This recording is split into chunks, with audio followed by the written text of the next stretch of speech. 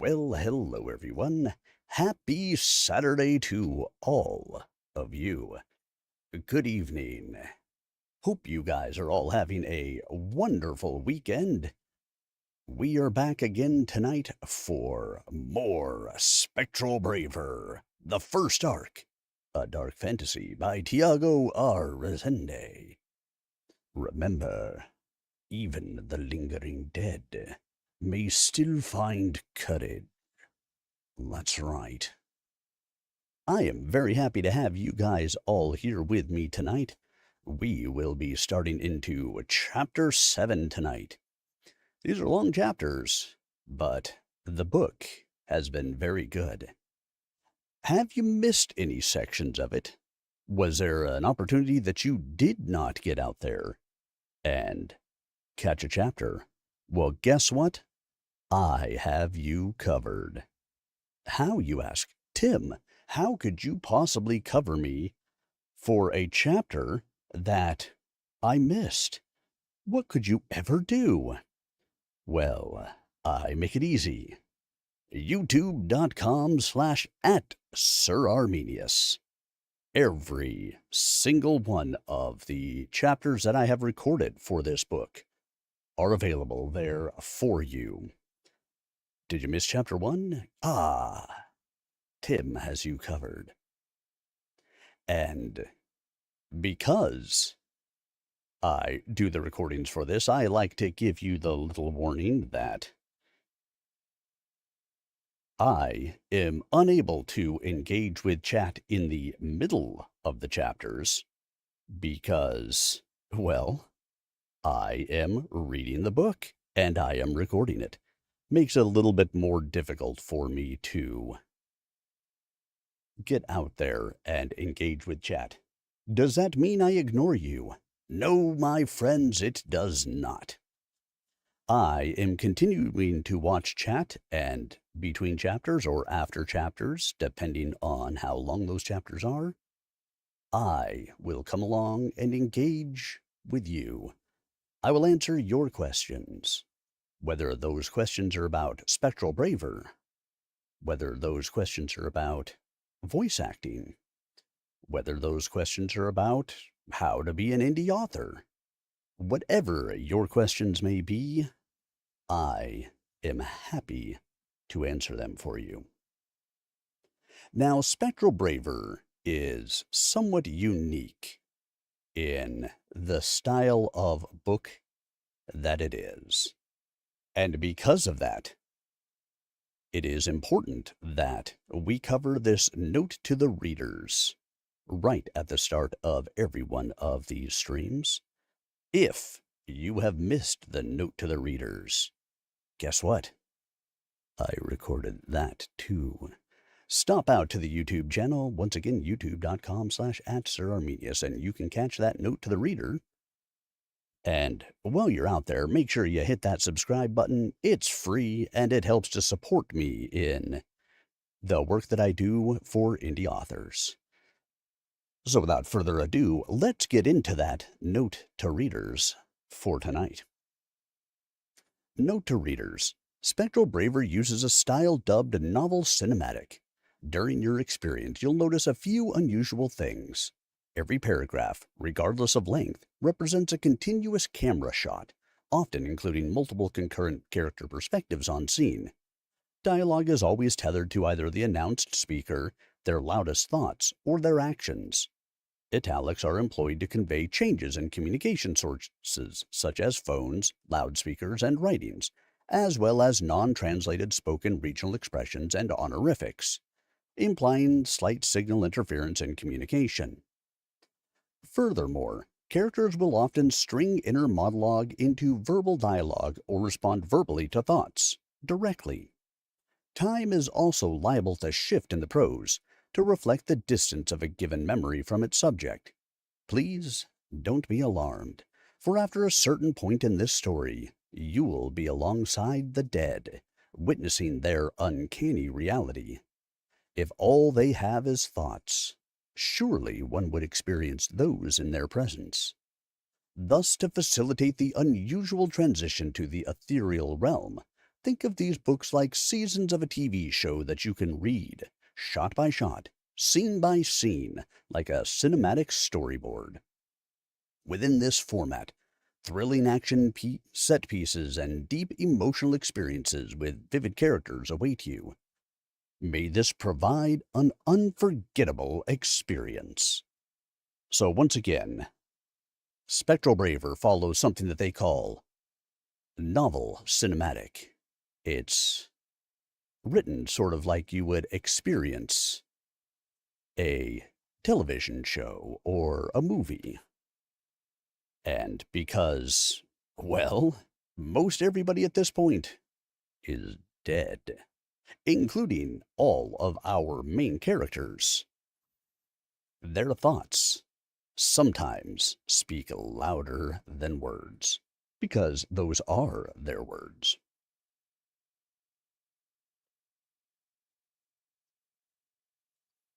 And so, sit back, relax, and prepare to enjoy as we dive into another evening of Spectral Braver, the first arc, a dark fantasy by Tiago Resende. As a reminder, if you miss any part of this, you can always catch up on YouTube, youtube.com/@SirArmenius, or go buy the book. There are more than just one book in this series. I will only be reading the first one.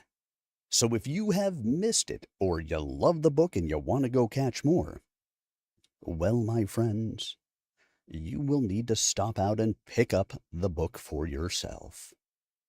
So now, let's get started with another night, starting in Chapter 7, A Third Loop. Felicity wakes up in her old room, slipping out of bed in a white nightgown punctuated by seams of lace, rests her bare feet before standing up. Why did she wake up anyway? Oh, needs the bowl. Papa is the only landowner here who has rooms just for baths. She swears some of the neighbors come to their receptions just to use the facilities. Heard the women speak wonders, calling it a powder room. Do they apply rouge while they urinate? Odd. Truly loves the conveniences of the manor, and it's right next door. Ladder tightens. No time to light up a candle. Off she goes. Papa is sleeping with the door open again. He's afraid of the dark, but he's not alone in this house. She'll protect him from the goblins and ghouls. Just not now. Too much coffee. Hopping into the cold tiles amidst total darkness, she knows the bowl is just ahead. That's loud. Needs to drink a lot less before bedtime. Echoing throughout the manor, her relief would easily muffle every other sound. Yet, a very distinctly small door slowly squeaks below. Papa was sound asleep, with his mouth wide open and everything. An intruder? Downstairs, that was the door to the hidden garden. No one knows about that. Hurriedly gets up, tiptoeing, to grab the closest implement, a brass candle holder next to the stairs. Shades of purple mixed with hues of moonlight paint the maiden as she sneaks. A robber? Going after her flowers? Holding the weapon like a Viking mace, she is prepared for battle. However, the darkness only reveals a thin veneer of blue under the door. There's no one. Two shadows step in. Two legs. Startled, she reflexively swings into the darkness. Knock him out, hurry and call Papa, then the constable. Hey! A young man grapples the holder. A pair of lenses shine in the dark. What are you doing here? She pulls on her makeshift weapon, dragging him into the entrance hall. No, what are you? In the beam of moonlight, sees this hooded boy, just about her age, work pants and bright shoes, spectacled green eyes. Her face blows up in a widening glare. You from Papa's factory? How do you know about the... I'm sleeping. He must think she's a half-wit. Her rubber is short-lived, yanks the weapon from his grip. Oh, I'll put you to sleep all right. Felicity looks up. Her tone just now would have woken up Papa, but people can't hear us like this. Name's Ben. Her disbelief lands into this introduction. Felicity. Sweet. Do you know how I keep ending up here? Where are we? As in, not the first time? Yeah, bunch of times. Adjusts his spectacles. Sleepy Hollow. You're in my father's house. Well, can you show me around? If I become familiar with this place, perhaps I can. No! What is with this boy? So rude and pushy. Hey, just asking. Like I said, I'm not really here, pretty sure. You are. Nuh-uh. She swings. The boy is fast, fading into the house, only to return immediately, reaching for her mace like some kind of street brawler. Perhaps he's Irish. Steps back and raises his arms. Papa! No response. Her face sinks and darts up the stairs. What did you do to him? What? I just got here.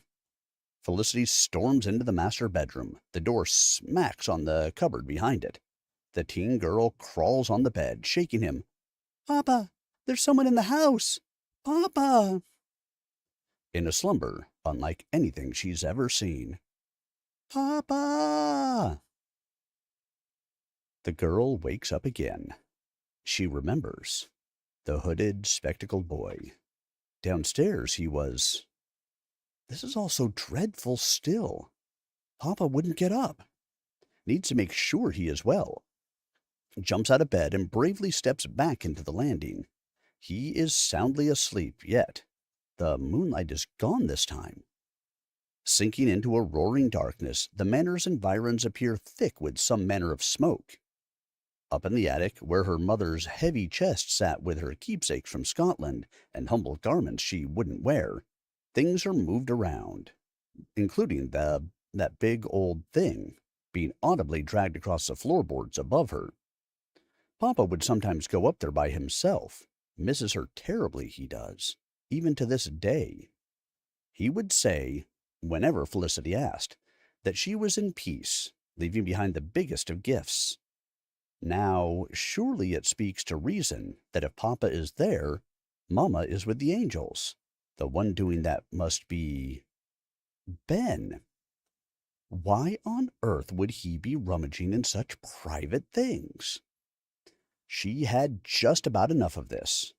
Rolls up her sleeves and crosses the landing to the attic access. Grabs a candlestick on the way.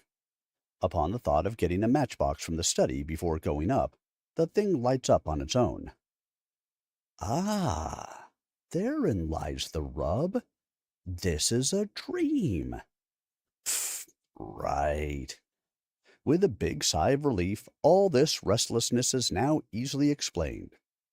Definitely needs to lay off the coffee and cheese after dinner. Papa's cautions about such things are proving true now. Still, the boy seemed real and rushes upstairs. Ben? From behind the moonlit heavy chest with brass fittings, now sitting in the middle of this cluttered attic, a small girl's voice comes out.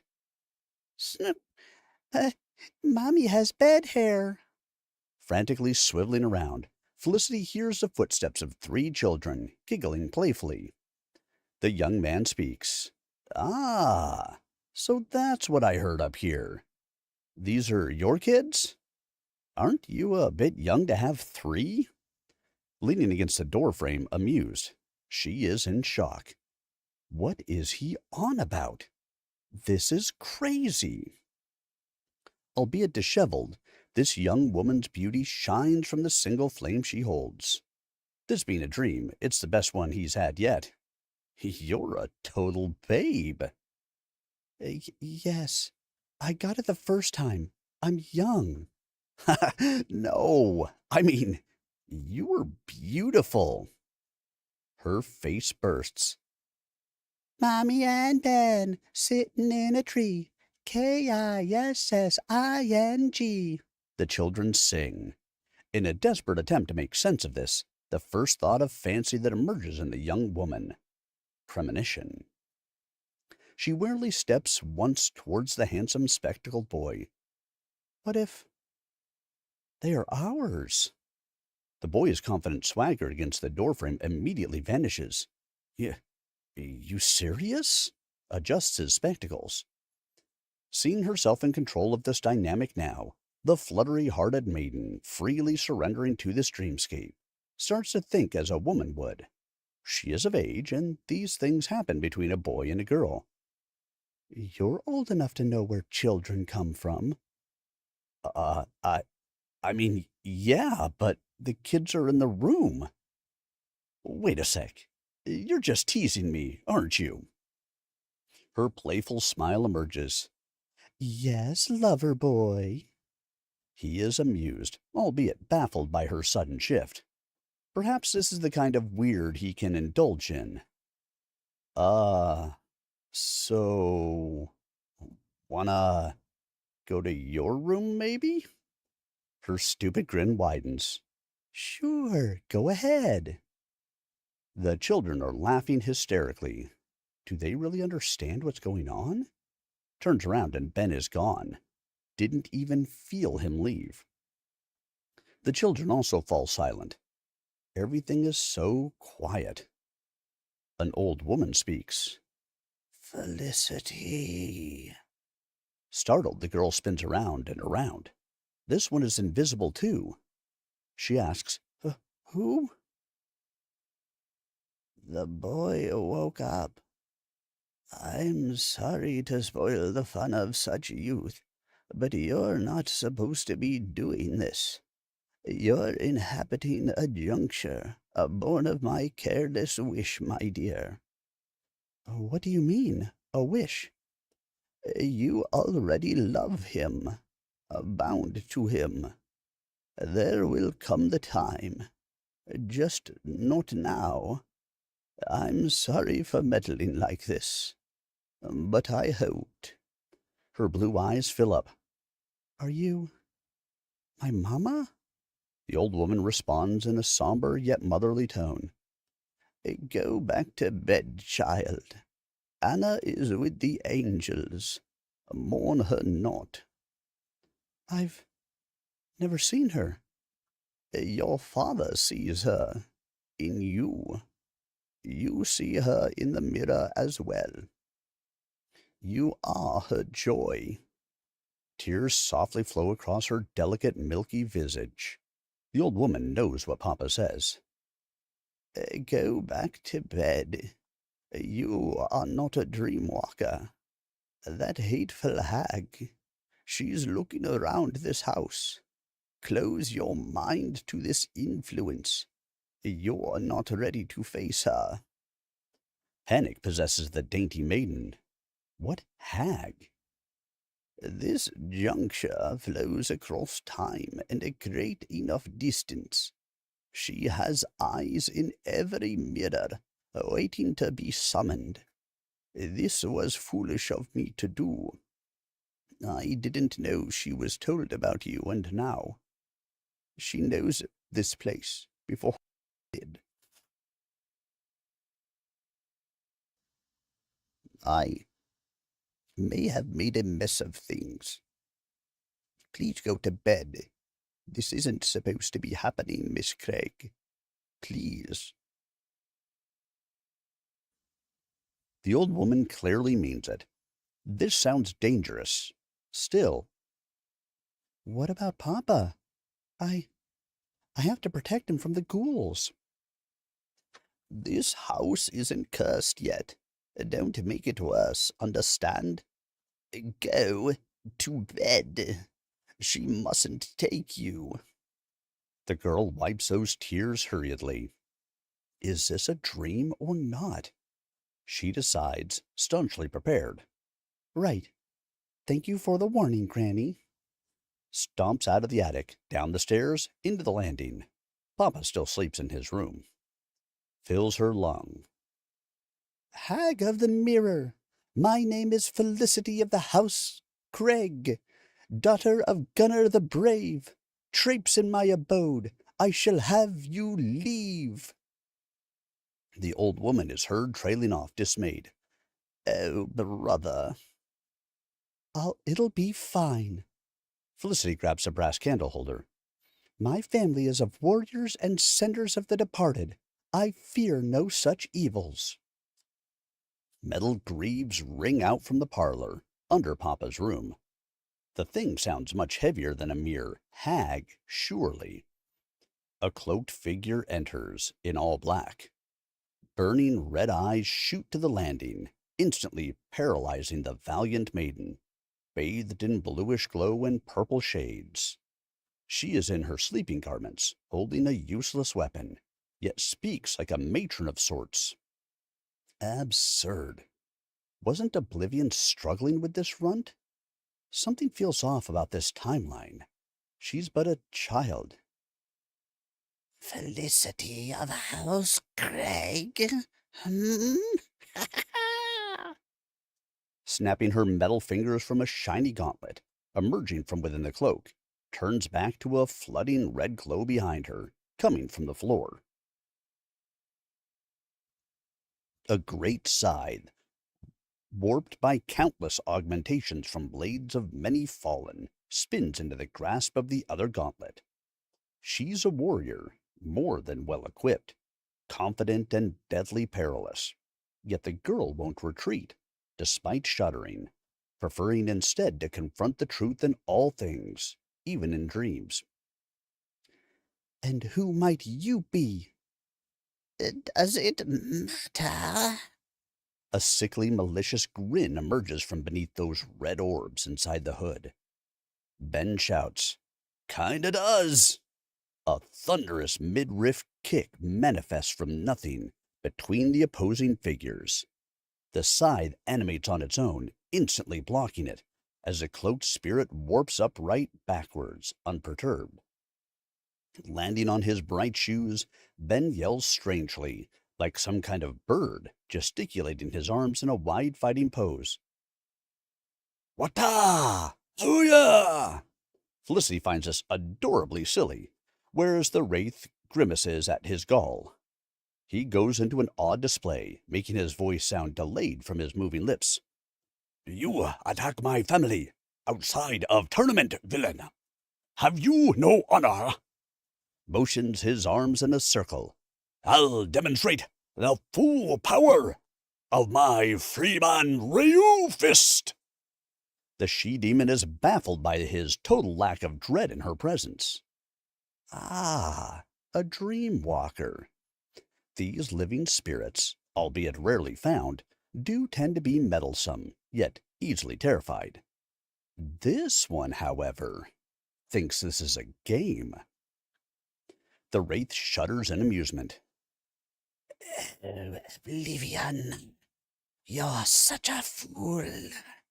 Such a big mind and talent for so little wisdom, boy. Yeah? Neither of you shall remember this.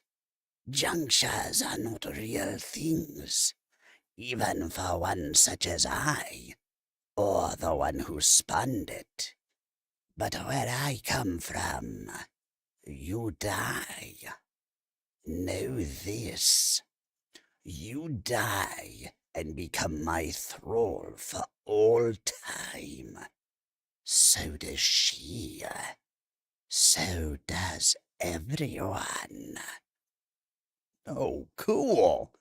We got ourselves a prophet over here. Still, I kinda want the name of my most exalted master, if you don't fucking mind.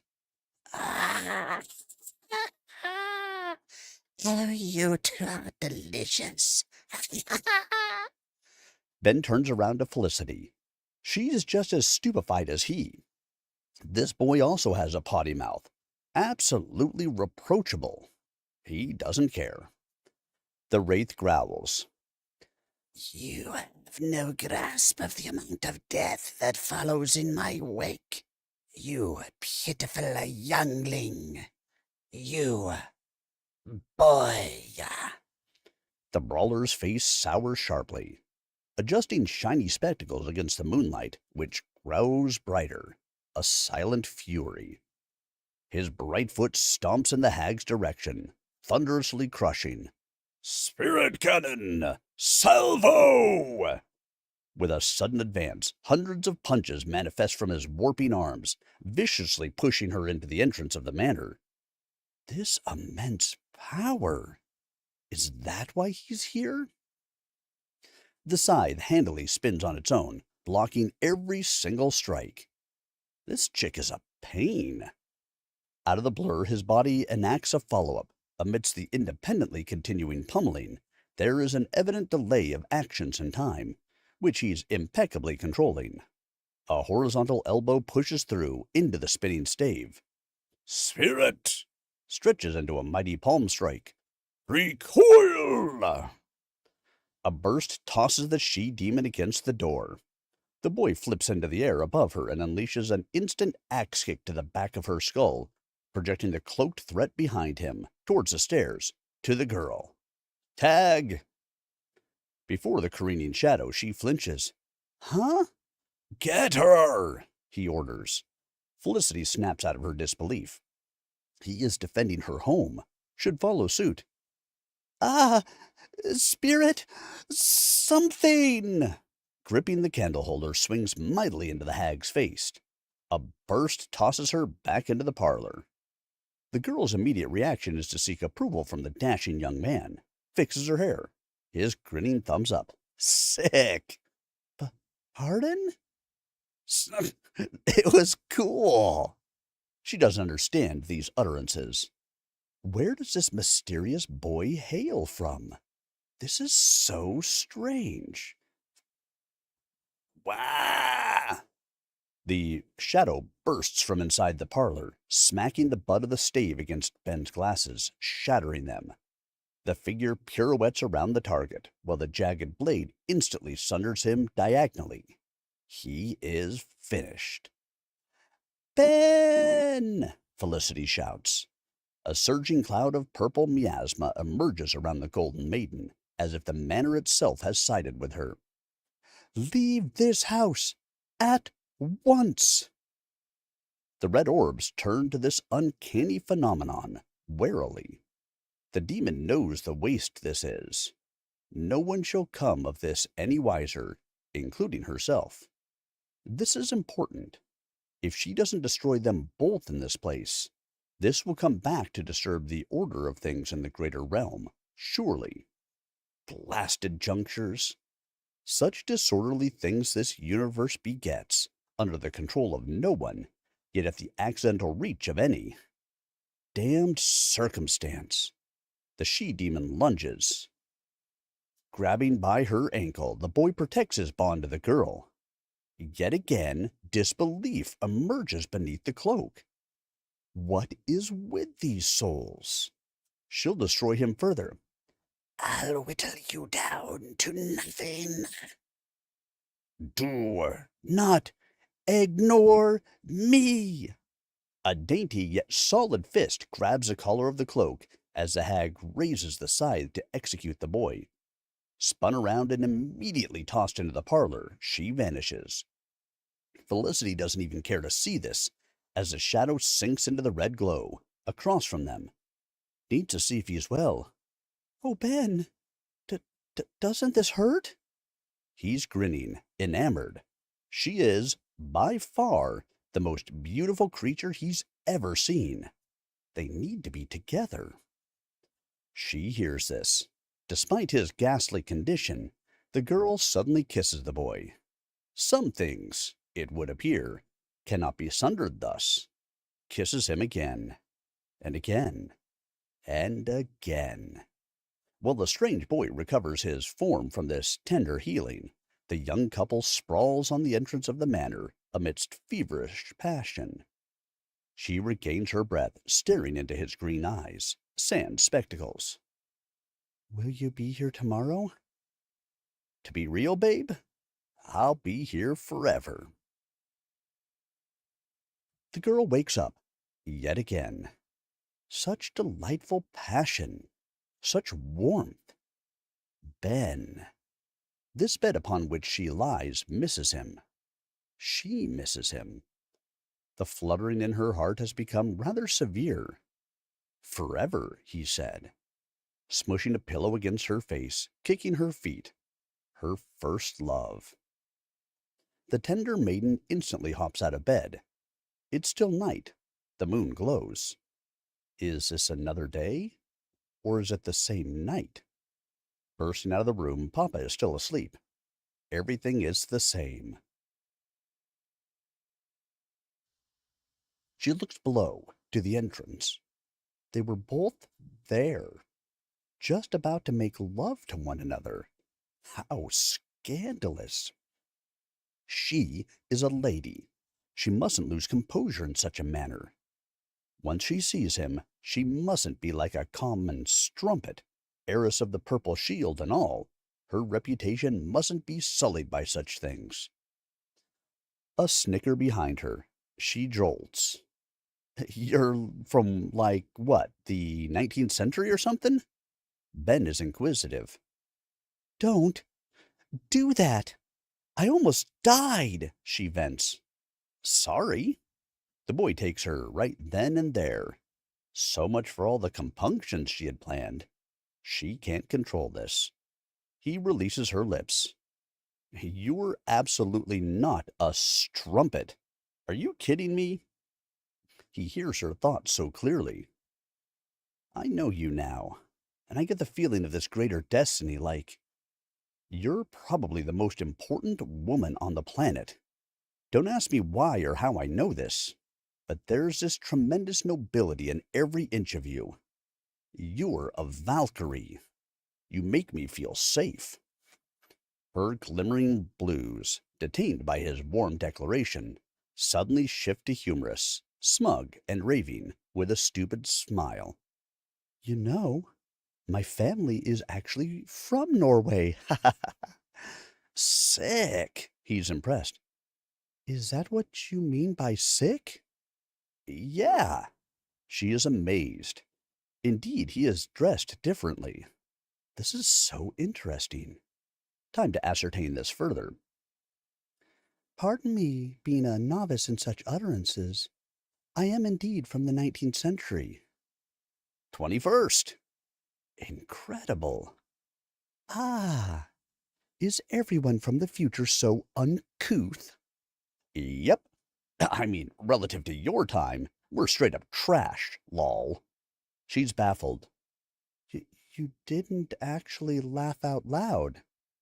Yeah, we kinda don't use that term to speak, but we kinda ended up doing it anyway.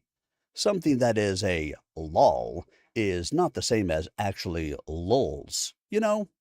Kinda means meh. Kinda fascinating. He snickers. Really? Yeah, I want to learn so much more. You know, Felicity, I don't think you do. Trust me, I think we fucked it all up, royally, after your timeline. I would rather be here than back there. This saddens her. Is that why you escaped here? Into my arms? I don't know, but the boy from the future inches closer to the bell. I'm glad I did. The kissing, tender and sweet, makes the moon shine even brighter. Destiny is such a thing of marvels, reaching into the very cosmos. She releases from him. You remember the children from before? Yeah, heard 'em downstairs a couple of times, too. They're ghosts, pretty sure. What? Yeah, your house is actually haunted, babe. Doesn't seem to give this much concern. The That is preposterous. She steps back. Only my mother died in this house, and she's with the angels now. She had a proper sending. That's what Papa said. Look, babe. Enough. I shall hear none of it. Hey. She shudders. Calm down. Listen. It's simple. If I come from the future, and I know these things show up when I dream, since I was a kid, you gotta trust me. Felicity scowls. Did he just harshly command her silence? He's such a man. Think about it for a sec. If the house was haunted before, for me, something happened to us. Bingo. Her face melts in dismay. I, I'm going to die? In the manor? No sending upon our shield? What, what about Papa? Felicity? I don't know. I don't even know how I end up here, but ghosts exist on this side of things. You saw that bitch, right? She was one. These realizations are coming to bear. "Eh, am I dead as well? Already? Died in my sleep?" He hugs her. It's gonna be all right. No! She pulls away. I can't be dead already. I don't have any children, nor grandchildren. A big family to honor Mama's sacrifice. You're an angel coming to whisk me away to God? I'm alive. I'm gonna wake up from this at some point. So are you. So, babe, promise me you won't forget. Ben begins to fade. You can't go. You're my first love, damn it. From the fading haze. Same, babe. Her face scrunches up. Same? Really? The boy's chuckling comes from the passage to the hidden garden. He's so playful. If this is thus established, he doesn't get to go off like this. She wants to be with him. Rolls up sleeves and heads down to drag her love back to her side. How dare he leave? Reaching the paneled entrance, she can see it. He was right. There's something wrong with this house. Pale arms come out of the walls, trying to grab Ben from either side of this tight corridor. He's been fighting this. That's why he was there. He needs to reach the garden. She'll help. The panel shuts, forcefully. She can hear him struggle. I got this. Just go to bed, babe. Listen to Granny. So he's the one who gets to be foolish and brash in this way, whereas she leads this boring, sheltered life, while father protects her from everything, and no chances are ever taken? Looks to the master bedroom. She loves Papa. He carries every burden of her old family from Norway, sparing her from it. But they are warriors and ministers, so as to protect the souls of the living and the dead. There's a street dress in dark blue she saw in the boutique beside the grocery.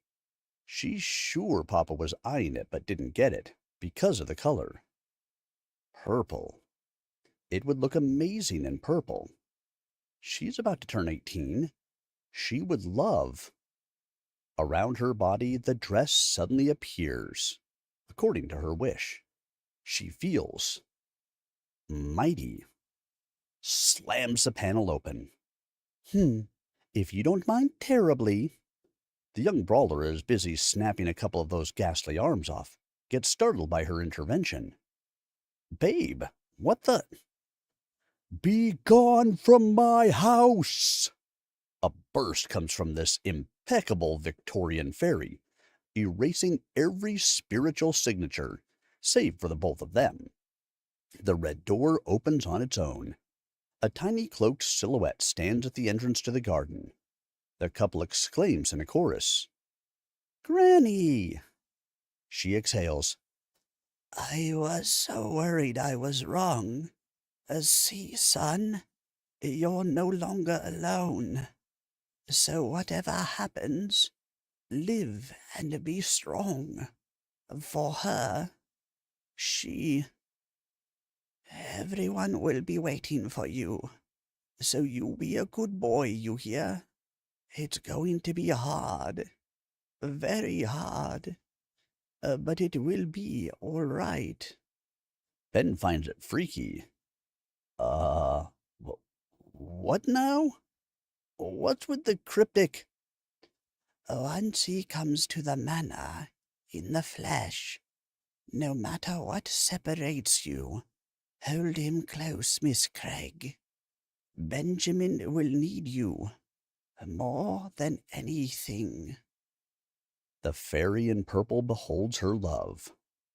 Premonition. All of this is what she mustn't forget. His name is Benjamin.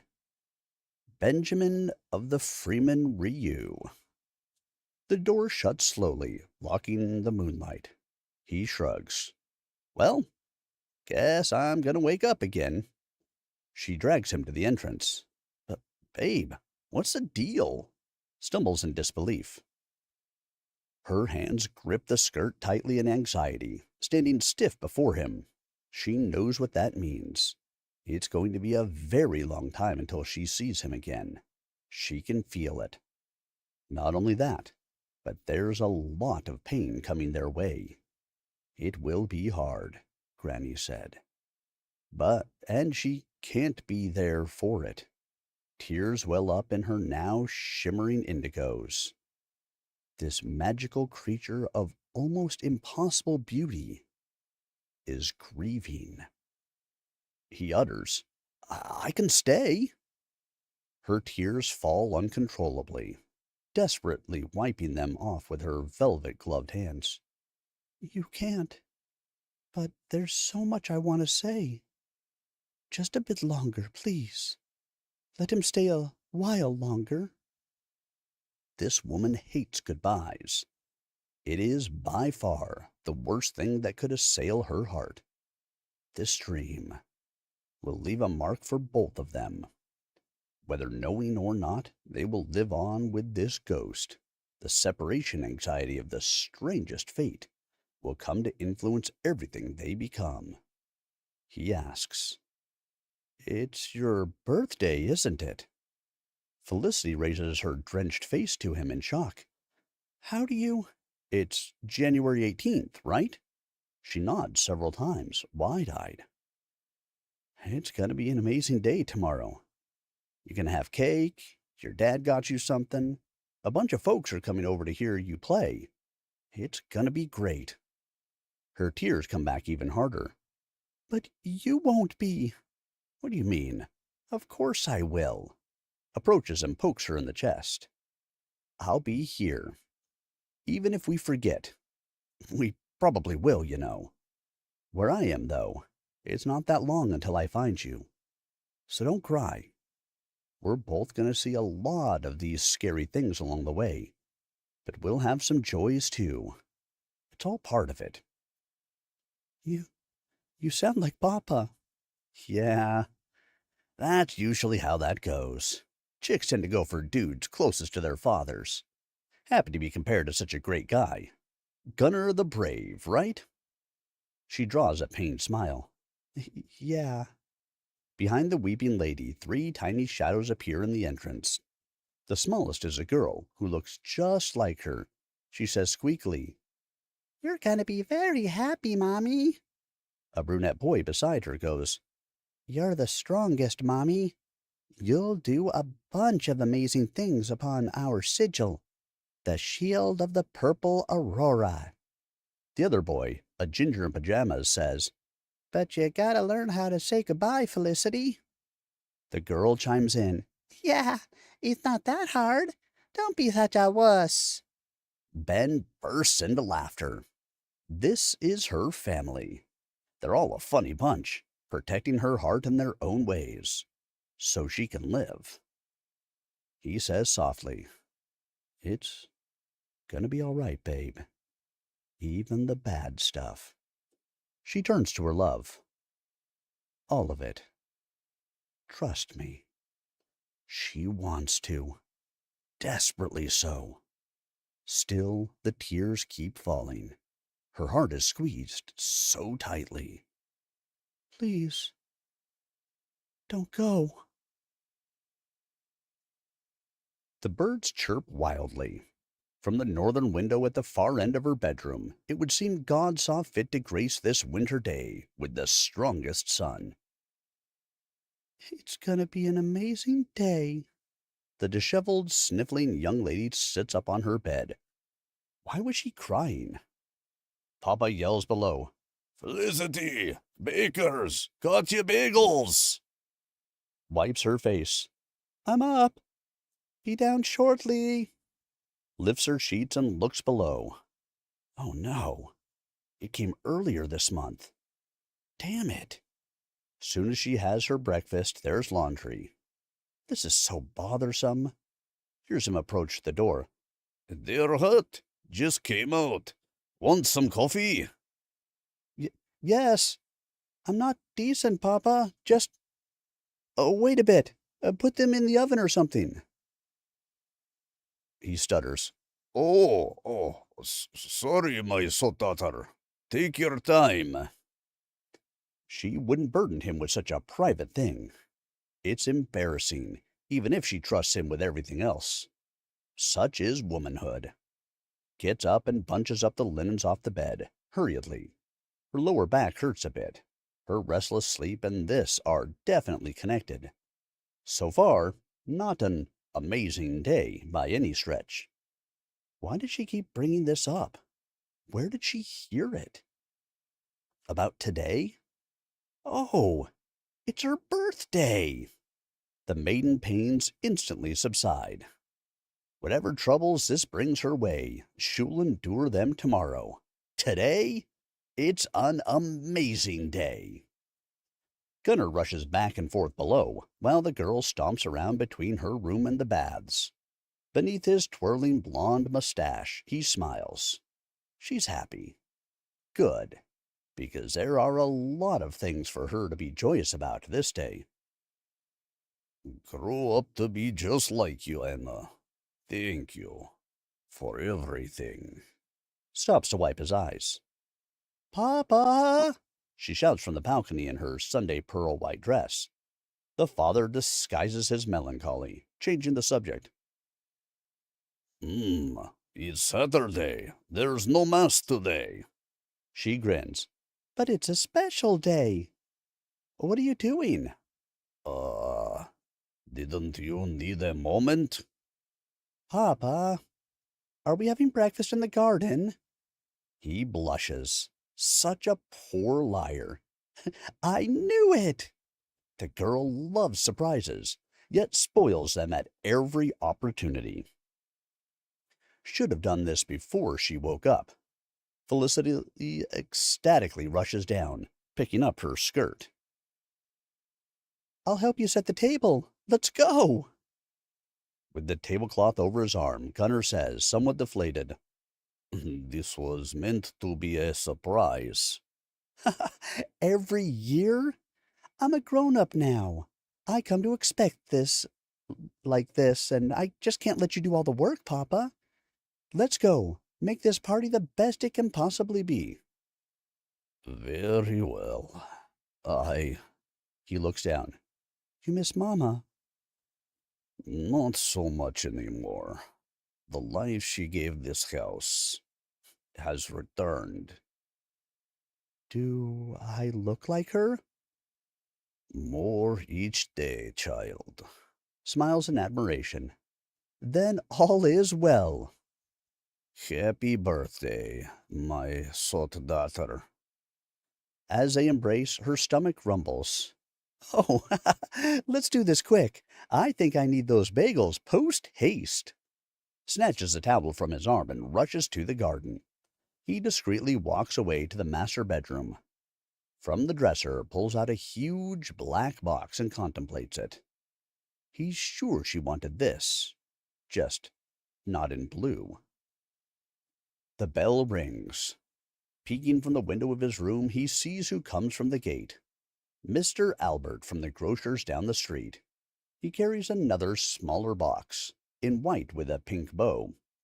Drops a package on his bed, hurriedly. The fool wasn't supposed to ring.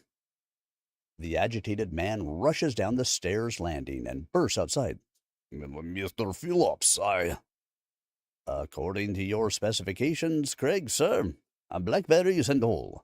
These were hard to come by in January. They're preserves. Is that all right? Shh, she's up already. Gunner points to the house. Oh, whispers. Apologies, sir. Forgot about our arrangement. But I'm not late, am I? No, kind sir. I am merely impatient. I woke her up before it was time. Scratches his head, embarrassed. Ah, I see.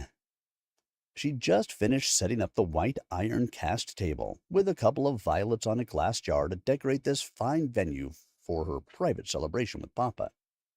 Here's sibilant murmurs outside. It's most certainly the grocer. That's why Papa didn't follow her here. She's amused, likely receiving the cake in secret. So silly. A little drool of excitement on the corner of her mouth. Starving. Right. The bagels. Goes back into the house. Yet, coming out of the corridor, glimpses the edge of a black box, lying like a casket, across Papa's bed. So many distractions. Swiftly sneaks upstairs to get a better look at it. It's from the boutique. The excitement surges even wilder. Rushing to take a peek inside, the maiden is confronted with the most striking deja vu. The blue velvet dress she saw, yet tinged purple. Her breath gets taken away by this.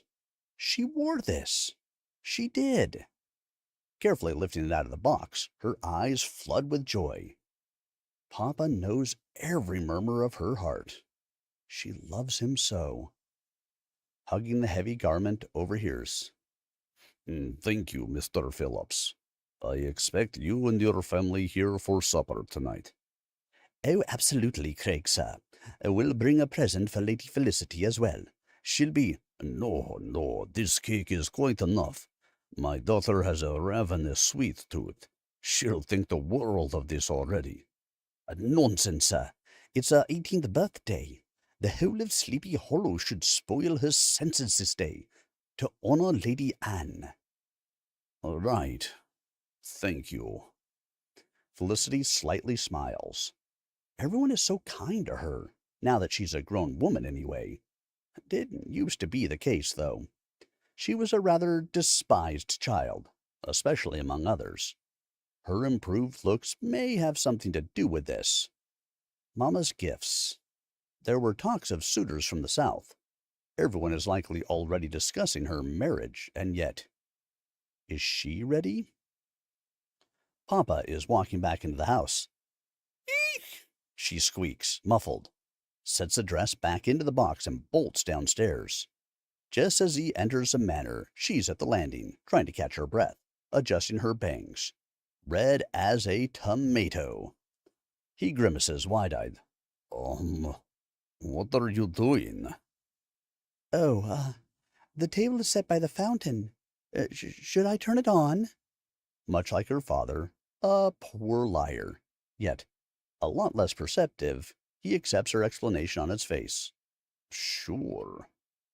Her stupid, wide-eyed grin follows the tipping of her chin to the box he holds. It's the cake, isn't it? He sighs. You manage to spoil almost every surprise. She muffles a snicker. Almost, he says. Such mischievousness on a grown woman. Well, I'll get to it. Will you bring the tea card with the things? I'm starving. Eyes the box intently. This is for later this evening, Felicity. For now, just tea and breakfast. But of course, Papa dearest. He's growing suspicious. Well, her stupid grin doesn't abandon her, turning around to head outside. Kicking her feet into the corridor, hands bound behind her back, the dreadful start of this morning is completely absent. Playful, she enters the garden. Beyond it, there are sprawling fields, now cultivated for spring with no crops yet, an expanse of green. Life is wonderful, always returning, yielding bright tidings of so many things to come. But they are warriors, the old Stenbergs, stolen of their name by the vicissitudes of a troubled age, as per Papa's tales. never leave her thoughts. A shield maiden as she doubtless is, should learn to fight against the darkness, something she's seen somewhere, perhaps from another realm. Turns back to the manor, wondering if this place will ever fall upon such a threat, without their axe and shield, in such a time of peace. This all feels rather boring and powerless, does it not? Strong and athletic as she is, could learn to fight with her fists, no? Poses strangely with her Sunday dress.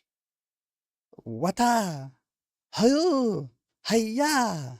Tosses a powerful midriff kick, followed by a barrage of 3 chain punches, impeccably delivered as her black-heeled boot lands on the ground.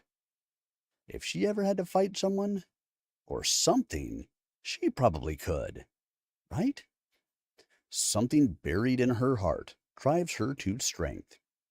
She sees the dainty femmes of Sleepy Hollow, all concerned with their social affairs, intrigues, and gossip mostly. They have different backgrounds, surely. Their mothers to teach them in such things, for one. But she's Papa's only heiress. There's a lot more to it than just being some manner of debutante to this brave young lass. If it ever comes to blows, she'll... Ah! A high kick projects a furious gust in front, towards the fields. Oops. She forgot she isn't well. It hurts. Felicity, what on earth are you doing? Aren't you overly excited? This startles her. Quite embarrassing. Papa, did the Stenbergs ever fight like this? He is baffled. With kicks? We reserve those for the horses. Come, sit down. Brings a cart, clinking with the chinaware and plates, filled with bagels and fruits, a full kettle of steaming tea. She obliges, though unwilling to let the topic slip by. You said that after Great Father Lars, we never went to war again.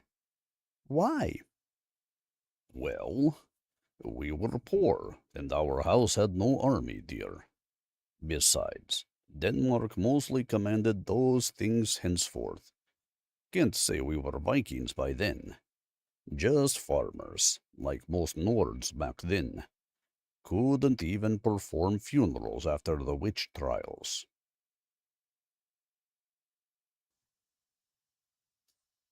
'Twas Grandfather Leif that got us working with iron again, wasn't it? She is evidently starving, starts stuffing her face with the bagel. Who crafted the field? Gives her a look. She swallows hurriedly. Sorry, Papa. You crafted the shield for Mama, didn't you? I did, with grandfather's tools. Haven't made one since. Whether for sendings or battle, we are no longer in the business of such things. Your mother, albeit a Craig of the Highlands, was honored as a Stenberg. That's all I could do. She tenderly rubs his shoulder. And well you did, Papa.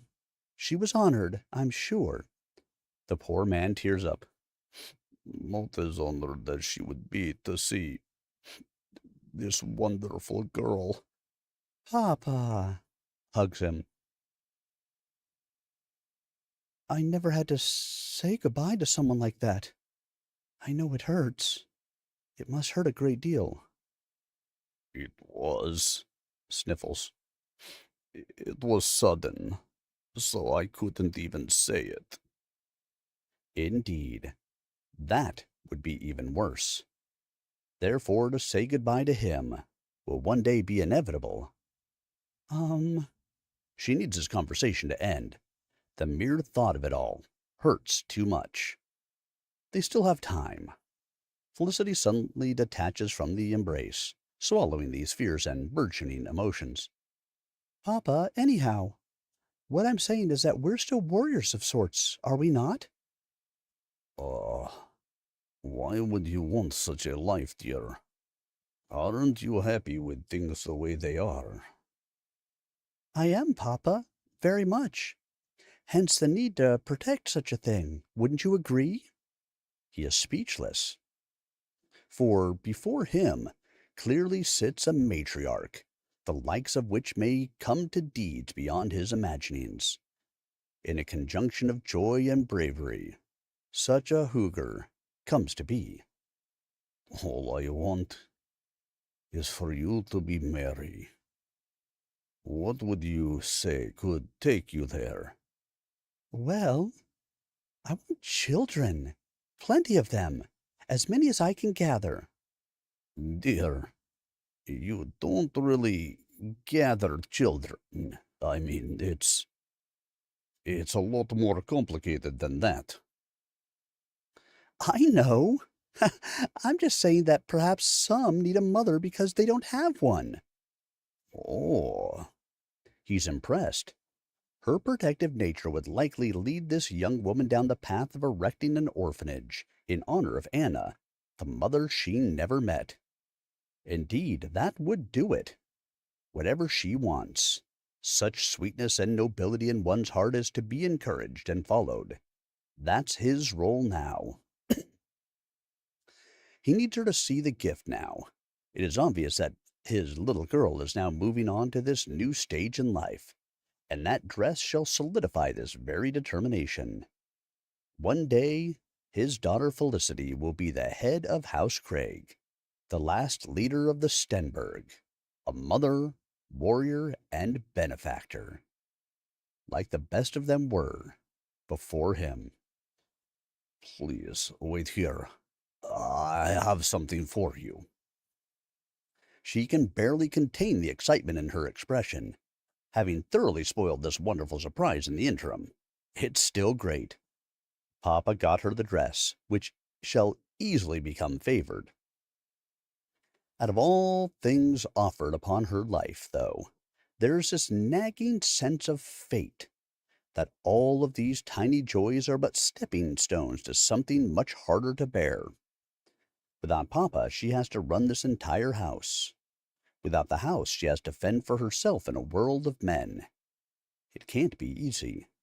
So while she is in her tender years, her heart should not forget to be as the iron forged by Grandfather Leif's tools, a shield against the darkness that lies beyond. Excitement surges yet again. She fancies herself a knight of sorts. Alas, the moment she rises off the table, spurred by these emotions, Papa comes over with the box. In her womanly wiles, she puts up this facade of surprise.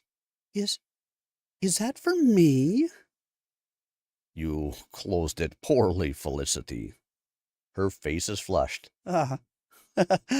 I'm sorry, Papa. He smiles, resigned from his wishes that he could still keep things from this overwhelming young lady. She's no longer a child. Would be folly to consider he could control anything pertaining to her will. Well, here it is. Sets a box on the edge of the fountain and opens it. It's in purple, but you knew that, of course. The girl tosses herself into his arms. Oh, Papa, thank you. It's beautiful. You're sure? You don't have to feign amazement. My joy carried over from upstairs. You have no idea, Papa. I think I saw it in a dream. He snickers at the silliness of this. Speaking of dreams, you were awfully restless last night. I was. She takes the dress onto her shape, hugging it close, now free to admire it at her leisure. Does a little spin and sits back down with it, going for a sip of tea. Indeed. I do wonder if there's a boy in your thoughts these days. One I haven't been introduced to. Her brow scrunches up. What on earth could he mean? Nothing. Shan't press you on the matter then. Someday, I hope you'll introduce me to this Ben. Felicity immediately spits out her tea. All right, guys, that was Chapter 7. Hello, everyone. How are you? Glad to have you here with me. I hope you are enjoying the story. We are going to continue on, I think, but let's go check to see if we've got any thoughts, comments, or anything from any of you out there. I don't see nothing. I don't see nothing. I reckon y'all ain't got much to say, huh? Well, that's all right. I'm okay with it. We live in a world of reality, and the reality is, we'll take what we can get here, right? Mm-hmm. Them French fry potatoes. Mm-hmm. All right, let me just get a little drink of something, and then we'll jump right back into a Spectral Braver. As a reminder, if you have missed any of this, you can stop out to the YouTube channel later tonight, and I will get the recordings up there. If you have missed previous chapters, they are all already available on the YouTube channel. And if you like the book, get out there and purchase it. Available, I believe, on Amazon. Links are in the YouTube and Rumble videos. And you may want to pick up the next books in the series as well, because we're only going to read one. I think you may want 2 and 3. Well, that is the way it works. When you wrote the book, you know what's going on. So that's right, everybody. Our author is out and available on the YouTube channel if you do have questions. Feel free to stop out there and say hello and ask questions. But now, let's go ahead and jump right back in, shall we? As we move on with Chapter 8. The Red Means Dead. A year and a few months have passed for the living, for the unusual family of 5, perhaps merely seconds. The dead sleep in a manner which does not allow for dreams, nor nightmares, to be fair. It would be adequate to describe it as death within death. As a result, any notion of time is completely gone. It doesn't help that certain memories change the perception field for those who linger. For what was once the present would fall back into the past, as real as the present itself. This place affords no distinctions to the mind. Souls like the Craig family are so filled with tragedy, their presence shifts the haunting grounds in which they dwell. Soon as they come out of slumber, the first memories would be of the murder. Any murder. Felicity always cradled the children, soothingly, so as to ensure their nightmarish awakenings would not disturb their tender minds. In death, the mother often rules all that is good, for the mere recollection of her nurturing is enough to overpower the dread. To exist in her shade is a rare blessing in these parts. But today, it was a different day. Ben. Felicity wakes up. Gunnar is standing directly in front of them. You love Mommy, don't you? Staring her betrothed in the face. Yeah, very much. Well, as the man of the house, I welcome you, sir, to the Craig family. Ben's embarrassment is quite clear. He gets up hurriedly, adjusting the glasses. Thank you, Gunnar. Red in the face. Your face, Ben! Felicity is laughing herself to tears. Nordic women have powerful voices, and she is no different. Ha ha! Yeah, laugh it up. I think you get a kick out of this. There's more light today in the empty attic than any other day since Felicity and her children died. But who was in the house?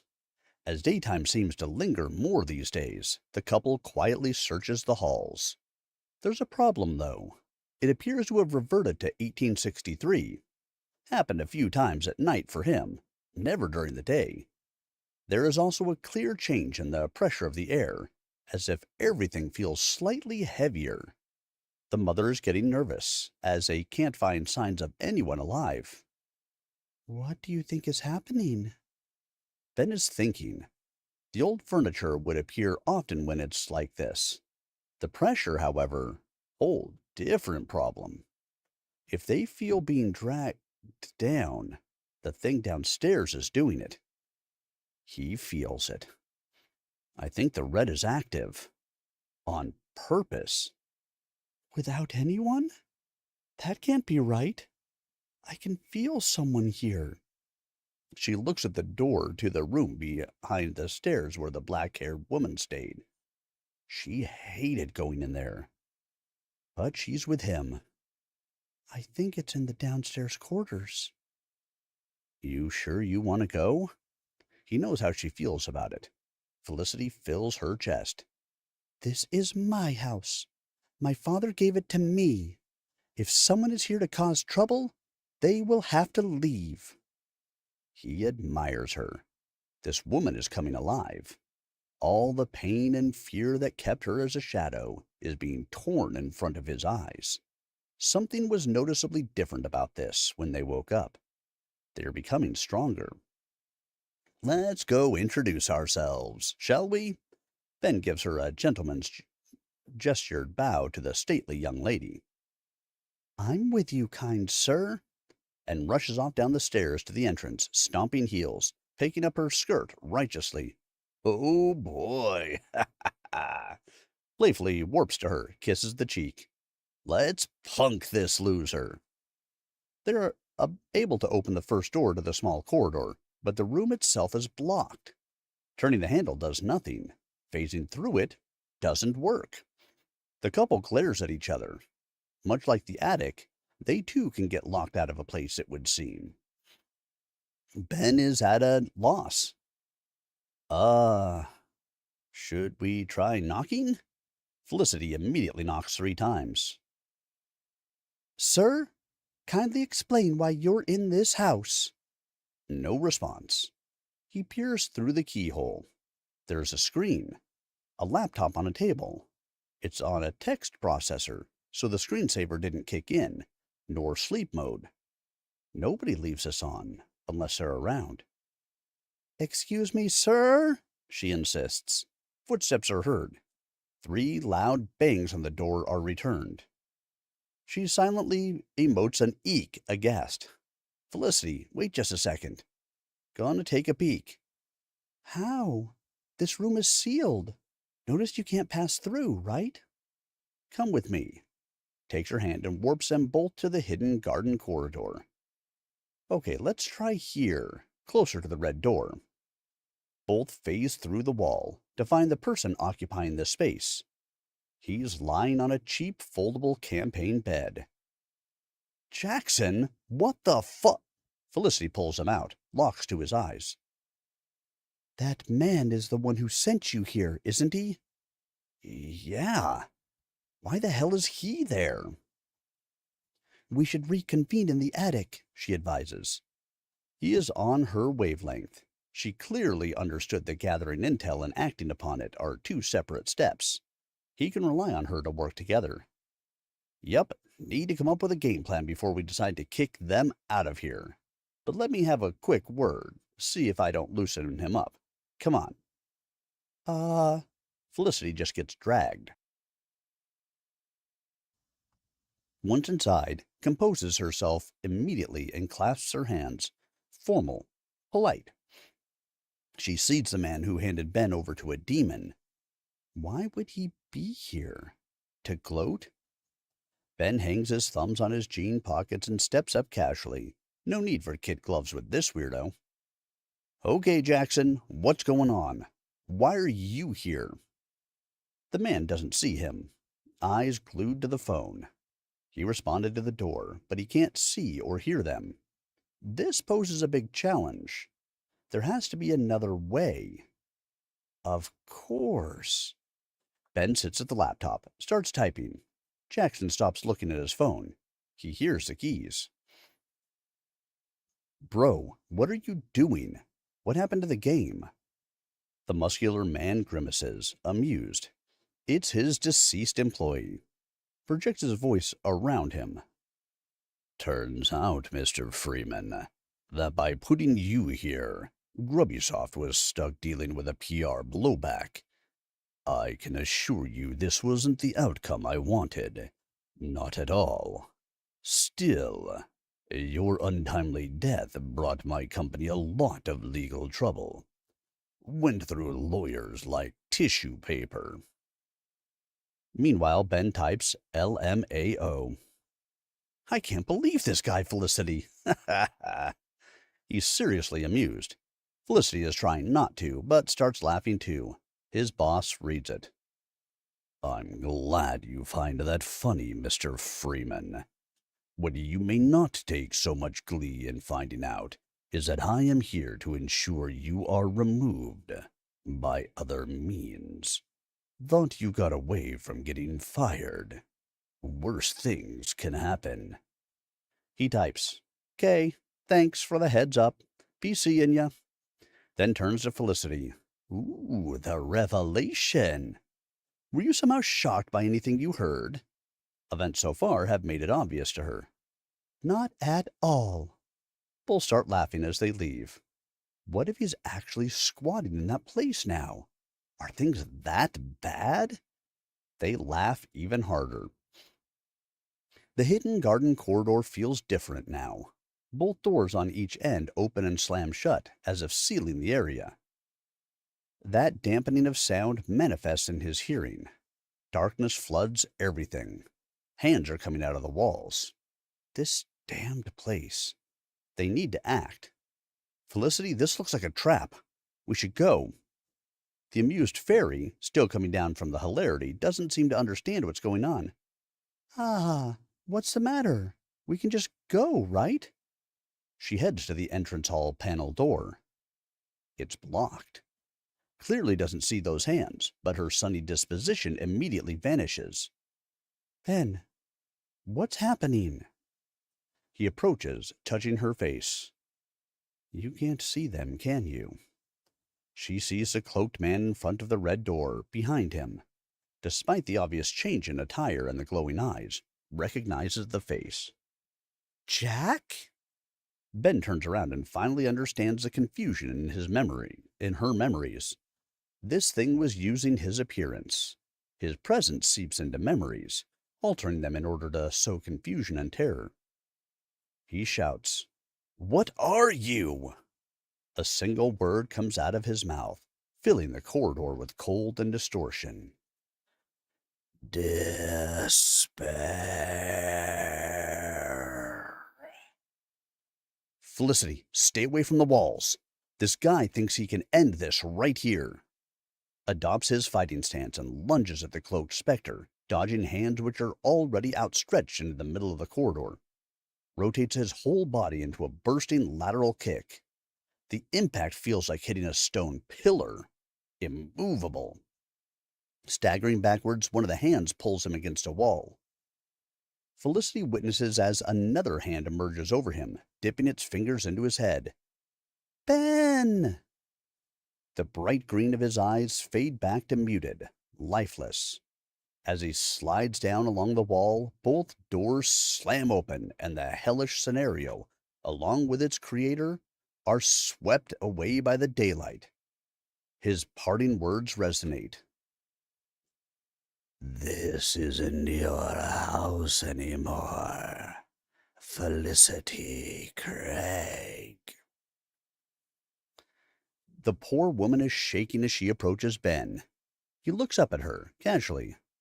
"Oh, hi. You're the ghost that haunts this place, yeah?" She feels the whole world slipping beneath her. "Ben?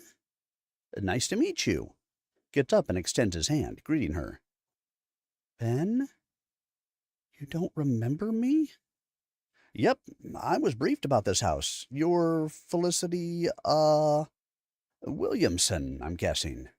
Wow, you look so lifelike. I wasn't really expecting to run into an actual ghost like this.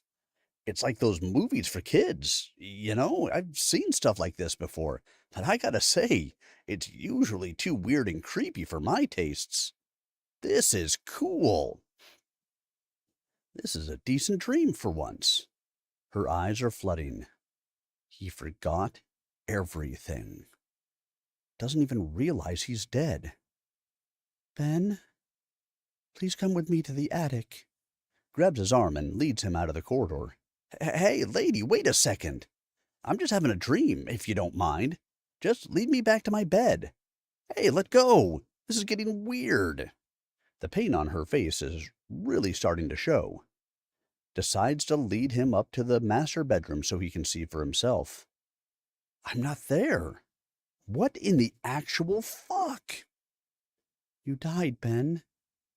You died in this house, but you forgot. He starts weeping. The young man gawks at her in disbelief.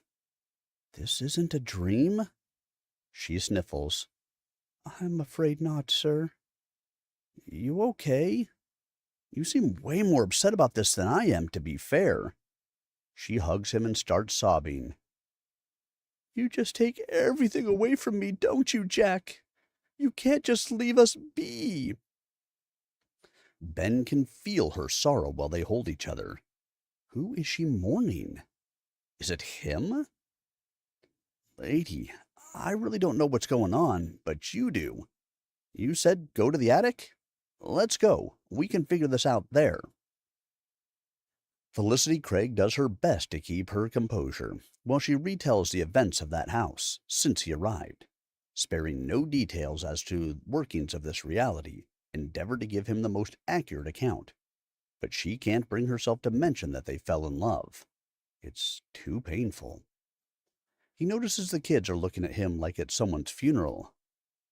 Okay, so he reached into my head, and you saw him pull something out. Or what? I couldn't say, but you forgot everything the very next moment. This is seriously messed up. These things just declared war on you and the kids, huh? We have been stuck in this attic for a long time. It's the only place that's safe from him.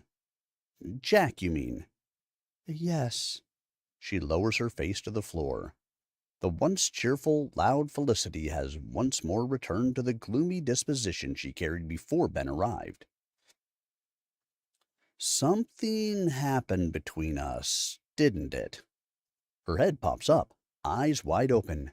Do you remember?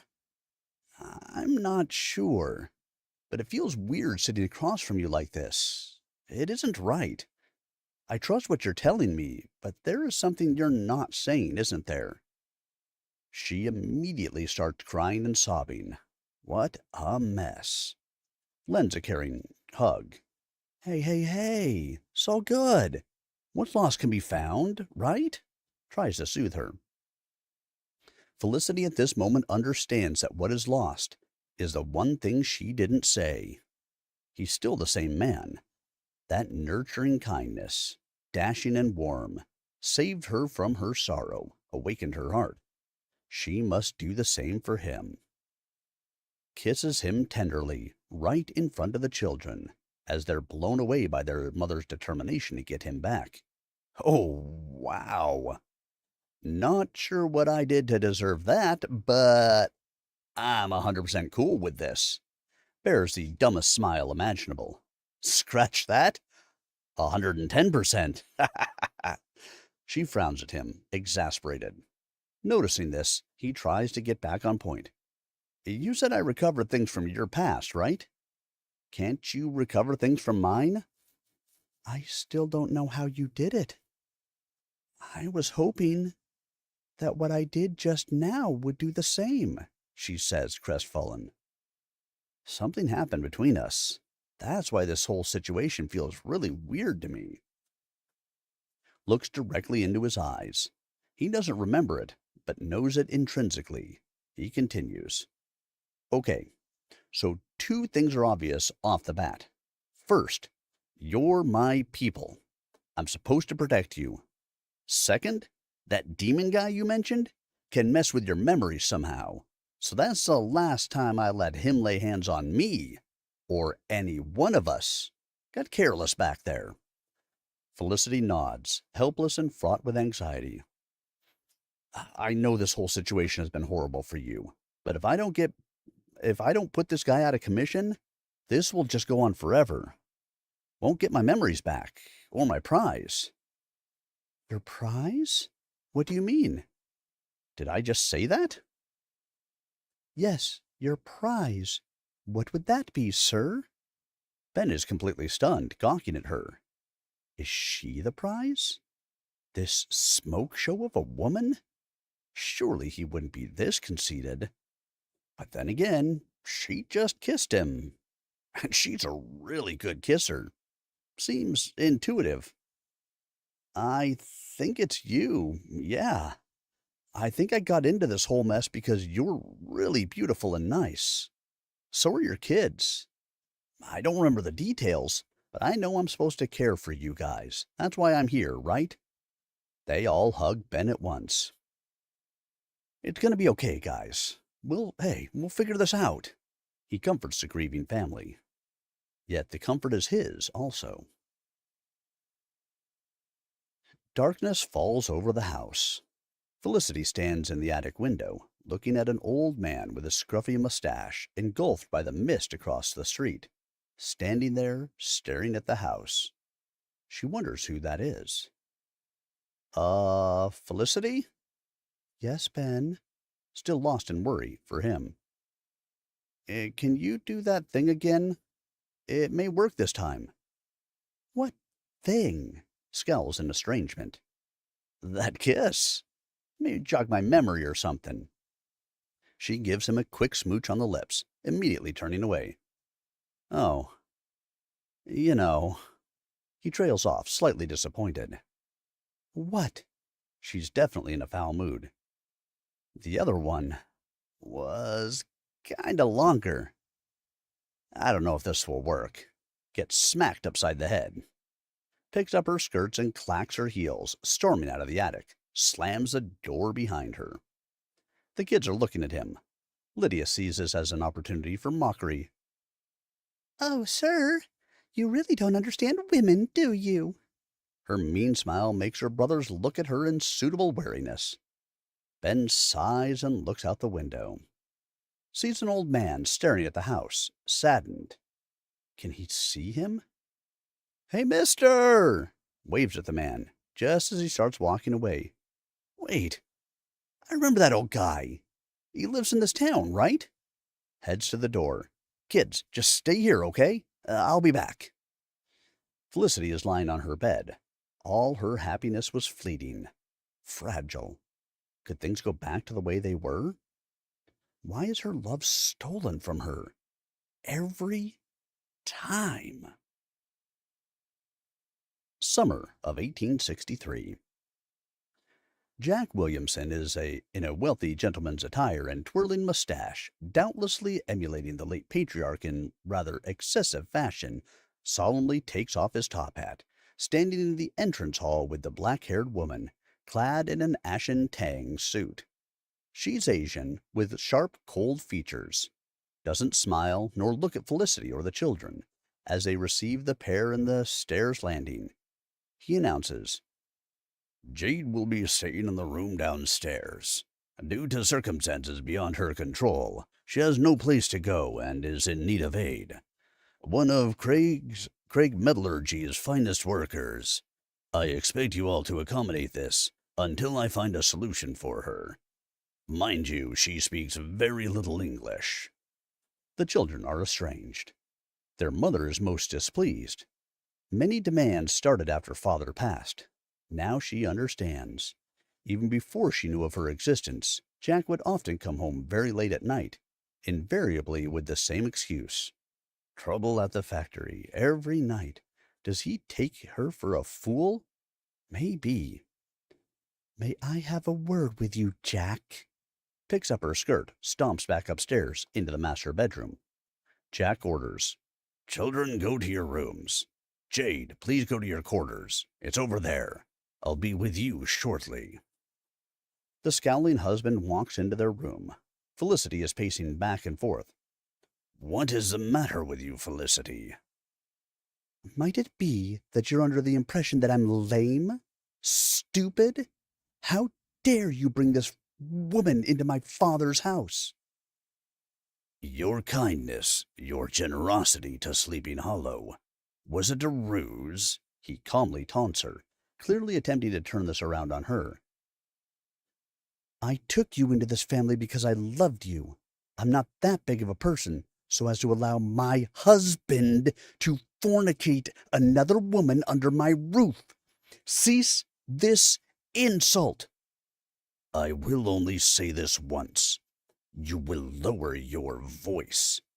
If you were not keen on my decision to help her, you are free to do so in silence. You are my wife and will have you respect me, whether willingly or not. His eyes look positively murderous. Leaves the room. Felicity collapses on the floor, sobbing. Everything she was to him was in her head. He never loved her. Something inside her, painting and coming apart over years of distrust, finally broke. This is who she is, bound to a man who doesn't care, who stopped touching her and looking into her eyes the moment Papa was out of the picture. Would that happen with Ben? What could she do to bring him back? The song. They once bonded over his mother's passing. With her homage, she knows what he was feeling when she saw his tears. In order to reach into his heart, only something true that he would know could render his soul bare to her once more. She knows that unfortunately it would be the most painful memories which linger, even amidst the confusion of their condition. Ben is going into every room looking for her. It's like she vanished from the world. Anguish and worry, paired with the increasing pressure of the house, is making him ill. Felicity! The piano echoes throughout the house. It is Mom's favorite jazz song. Goes downstairs to find her playing it. A shadow of her former self, a corpse in a dress, playing as she weeps. Ben's heart breaks. She is hurting, alone. She knows what happened to him and his mother. They shared absolutely everything over their sorrow and loneliness. Felicity was always there, inside him, completely erasing all of that into something he didn't have before he met her. Hope. The red light is filling the piano hall. She doesn't stop playing. Ben warps to her, snatches her off her bench, and bursts out of the house into the hidden garden. Sets her down. She stands stiff as a board, looking at him, wide-eyed. Kisses her for what seems like a lifetime. The woman can tell he's weeping while they're bound. You okay, Felicity? In sniffles, trying to keep it together. Ben? What about you? He's definitely distraught. I almost lost you. You'll never lose me. She holds him tightly as their energy melds. So many memories that seem so unclear and distant are now flooding into the pair, whilst in the bosom of their comfort. Becoming stuck in a loving gaze, now completely in sync, Ben wipes away his tears and asks, smiling, So, why did you smack me in the head back there? Couldn't you just give me another one? Ponders for a moment and kisses him, nonetheless expecting a quid pro quo. There's something he said she needs to fully comprehend. Curious about your prize, Ben. What was that all about? Already got it. All I gotta do is protect it from being taken again. Felicity finally realizes he wasn't talking about her as a mere prize. That meant his love for her. Can you hold on for a couple of seconds, Felicity? I'll be quick. Gotta set a few things right with that roided moron over there. Ben warps into the downstairs room. Furiously flips everything inside it upside down without caution. The bed, table, and the laptop go crashing into the walls. Jackson can see the poltergeist activity, but not Ben. Hey, shithead! I'm gonna let you off with a warning, which is more than your sorry ass has done for me. This here, it's her house. Got it? You take your shit and get the fuck out of here before I fold you into a kid's take on Picasso, yeah? Like, face way over there, right next to your butt cheeks. Get out. Jackson is actually levitating. An infuriated brawler grabs his collar.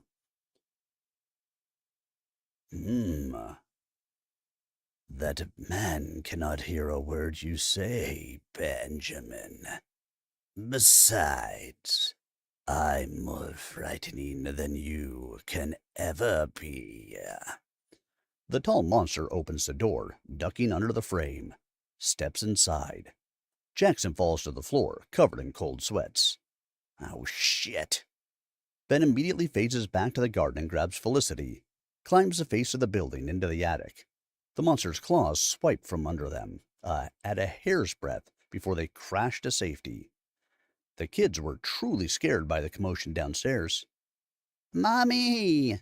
Gunnar runs to see if she's unharmed. Ben helps her up. We're fine, kids.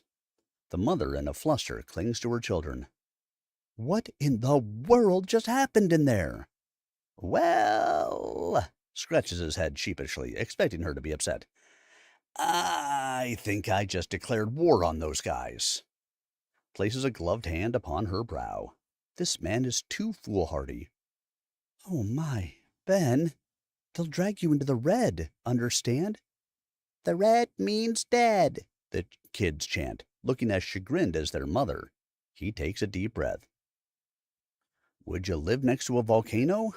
And what, hope that somehow, by the grace of God, it never blows up? Gotta do something. That guy is making it worse. You saw it, Felicity. They're coming for us. And you would fight them, is that it? I don't want to lose you again. I can't lose anyone else. The kids comfort her. Ben joins them. Look at me, Felicity. Her indigos are getting puffy and upset. I have to protect you. And for all you've done, ensuring this place keeps us all safe, can't waste that. You've lived in fear for a long time. I won't stand for it anymore. The attic stairway door is being rammed, violently. He gets up. Wait here. Ben, no, she pleads. After his usual nervous tick with the spectacles, takes a deep breath. Mr. Craig, please protect your daughter. Steps out of the attic. His energy sparks. Below, the door flies open. The tall monster slides across the balcony. The brawler bumps his knuckles. What round are we in? 3 or 4? Hope your people didn't place their bets on you, Jagoff. He rushes the beast as multiple combinations of punches and kicks pummel it in succession. Ben's hits are getting increasingly faster, and he can tell the monster winces as each connects. So it does hurt, huh? Thank the missus. She showed me you can actually... Front flips in the air and axe kicks the monster's skull. Get wrecked! Its head smashes into the ground with a loud splintering crash. Reacting instantly, grabs Ben's foot, gets up and dangles him above his head, upside down. It appears to be amused, for a psychopath.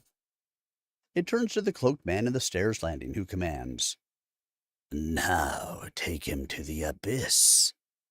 I'm afraid your bravado ends here, Benjamin. A rather novel experience awaits you, whence the reconditioning of your disruptive nature shall yield an ancient of suitable skill. I'll have you consume your own precious Craig family. And many more after that. The beast jumps downstairs as it carries his prey into the breach. A fluttery Felicity appears in front of Ben's face, upside down as he is, takes his hand. Think of the rose pin. Both appear on the attic room, crashing over the floor, next to it. The fairy lies down, out of breath, legs and arms spread, almost as if averting an untimely death. He rolls to her side, a humorous grin. My hero. She's not particularly amused, sighs and rolls her eyes, gets up, dusts off the dress, and fixes her hair. The kids look riveted by the scene. Their mother and this silly man are living a dangerous, exciting adventure. Ben, if we are to do this again, you can't just storm in there on your own. Said so yourself. We should be a team. He gets up smiling. Pretty sure I never said that. Your thoughts. I was not keen on entertaining that idea. Therefore, I opted for not acknowledging it. But as it stands, it is evident that our time is running out. So we either do this properly and carefully, together, or not at all. Is that clear, sir? Roger that, ma'am. He's way too pleased by this. She is becoming her true self, as if alive. Her beauty and strength, in his eyes, are one and the same. To her, the same holds true about Ben Freeman, albeit with a slight difference. He was beautiful already, always brash and unafraid. She resisted this facet of him because she forgot how she was. When their souls bonded, he had a piece of her that was lost. Before him stands Felicity Craig, the woman who presided at her father's funeral, sworn to uphold his noble memory against any who would soil it. Regardless if it's her betraying husband, the monster, their foul deeds done at their expense, has to end. More importantly, no one would take her love, for that is all Gunner Craig Sr. wished for his only daughter. Felicity has unbraided her golden hair. It floats lusciously across her back. She is brushing young Lydia's by the window. It never grew long enough for pigtails, much to her regret. She, Gunner, and Peter will never grow up. That much is clear. If there is an inexorable price for inhabiting this strange world, it would be that. The doorbell rings. Ben jumps up and suddenly warps downstairs. Someone's delivering a pizza to Jackson. He receives it, closes the door, and the mischievous ghost immediately swipes the box from him, vanishing back upstairs. Ha ha, sucker! Jackson actually heard that. You fuck! Haha, guys, guess what? Pizza night! Used to be Fridays for me. Drops the box in the middle of the attic floor. Everyone looks at it, unsure of what he's trying to do. Flips it open. Here we go. Anchovies and pineapple. Bro, seriously? Ah, whatever. Dig in. Felicity looks at it depressed. It looks very good. Come on, everyone. Grab a slice. Ben's levels of energy stick out like a sore thumb in the befuddled group. Each pull out a spectral version of a slice. He starts chowing down. Oh, man, I can taste it. Peter is shocked. No way. He looks at the slice and stuffs it in his mouth. Immediately starts crying. It's so good. Felicity, you have to try this out. Tries to encourage her. Ben, I don't know what this is. She places it in her mouth and immediately takes it out. It doesn't taste of anything. He realizes the problem. She never had pizza. Scoots over to her and offers his slice. This one I know what it tastes like. Take a bite. Her cute lips touch it. Those indigos widen in delighted amazement. Oh my, this is so tasty. Chewing, eyes glittering in satisfaction. This is from Europe, isn't it? He laughs heartily. This family can finally share the joy of a meal. As long as the sensations of their living selves linger as memories, they could feel and reproduce them to each other. Can I have another, Ben? Gunner just swallowed his slice whole. Sure. Ben pulls another one for himself. This game has cheat codes. Up, down, right, left, infinite pizza. Now we're talking. The real thing remains untouched. As they eat slice upon slice, the memory of their stomachs kicks in. Now they're sprawled on the floor, completely full. Felicity goes, To eat like this and not feel the squeeze in my dress? Ah, what a blessing. You have such lovely ideas, Ben. Beaming with joy, looking somewhat pregnant. I must confess, I always struggled with my weight as a kid. Loved sweets and big meals. My father said that for the manner in which I ate, I should work the fields. 12 years old I was. And she's a farmer girl. This is a certified dreamboat of a woman. The enamored man is transfixed on this gorgeous human being. A blushing Felicity continues to discourse. To be fair, my true passion was the garden. Chose the color of my heart for the flowers. So Papa decorated the manor's flooring and windows accordingly. I wear it, as you see. It is the aurora my ancestors saw. What does it mean? If the purple is light, it is a message of love. If it is dark, just gloom. We accepted both because of Mama. What happened to her? She fought hard to have me and passed away. I'm so sorry, Felicity. She goes over to lie down, closer to him. The children are still sprawled on the floor, in sated bliss. Leans her head on his arm, looking for a little bit of warmth, and proceeds. My father used to say that Nord women endure anything that would cast shade on a house, and yet he accepted my wishes because it was just the two of us. He understood me. I was spoiled, so it would have been fine to endure hardship later on. I would have never imagined it being this much, however. The manor is cursed, and perhaps I'm cursed with it. Or maybe we can defend it from the curse, 'cause of all the purple. This is your house, Felicity. Whatever negative energy is here, it is bound to this one place that spills it out, only to a relative distance. Your presence kept it contained. How about we make it shorter? By enchanting the house? Oh, this is so cool! He's still amazed by how they share their thoughts so easily. Your pin. Not a substantial part of you. It's accessory, right? Nods, confirming. Does its job warding the attic. You think I can tear a strand of lace off your dress? Felicity is becoming bright red at the thought of an alternative. You think perhaps the lace from my undergarments would do? Absolutely.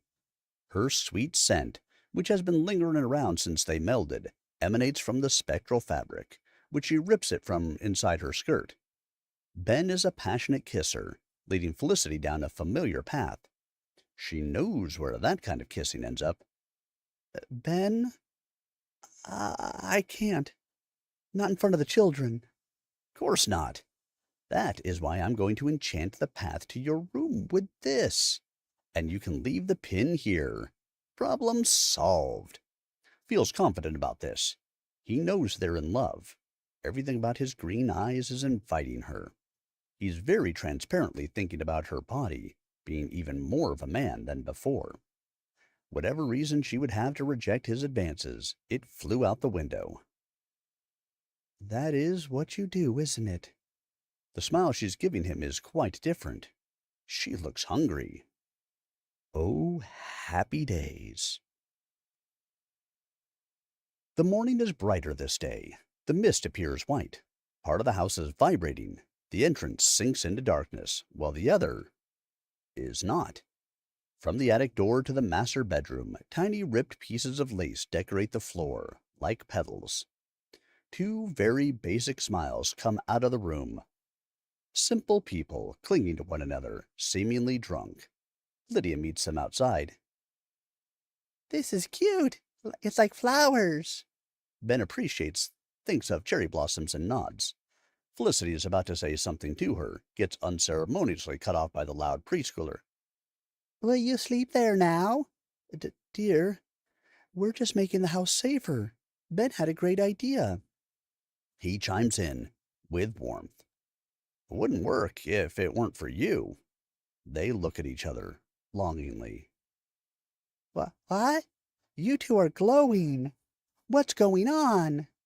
The girl is shocked by their clarity, doesn't refrain from her line of inquiry. And why you sleep in the room, huh? The couple turns its eyes to the insistent girl, then looks down, similar to a pair of hanging strawberries. The silence. The pipsqueak widens her eyes. Oh! Bolts off into the attic, tells a story to her brothers. Now they're all laughing. Poor Felicity can only hope that they don't understand. I failed as a parent. Listlessly bummed, Ben adds, Yeah, same. The house vibrates beside them. Not another word is uttered.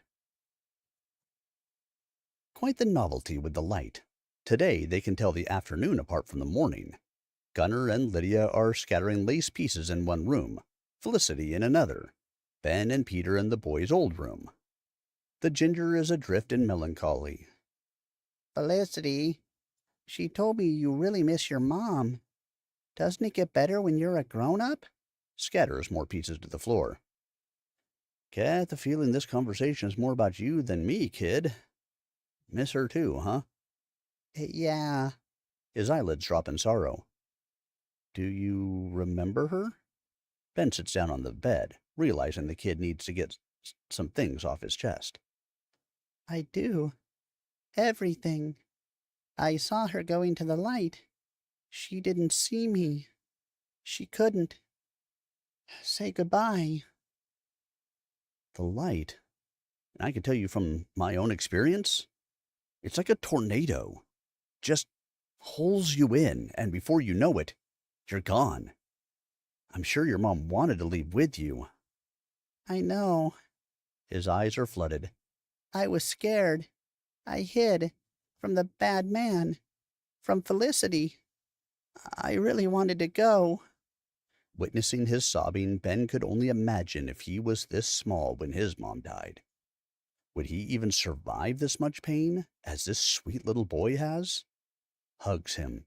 A tear falls behind his glasses. I promise you, kid, I'll get you to her. But what about you? Yeah, well, I really love my mom. And I do miss her.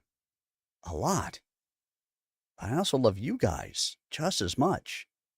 I decided to stay because I know what I want, and more importantly, I know what she would have wanted. Thank you. For the pizza. And the toys. All of it. Don't mention it, kid. I can't remember being this happy about anything. Have a lot of regrets, you know? Things I should have done. Things I shouldn't. Staying isn't one of them. For once, I got it right. Felicity leans on the room's doorframe. She knows Peter has felt this way since the very beginning.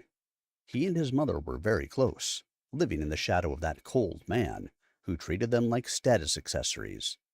Never a smile was spared, nor his presence for the most part. They alone held on to joy, for how fleeting that turned out.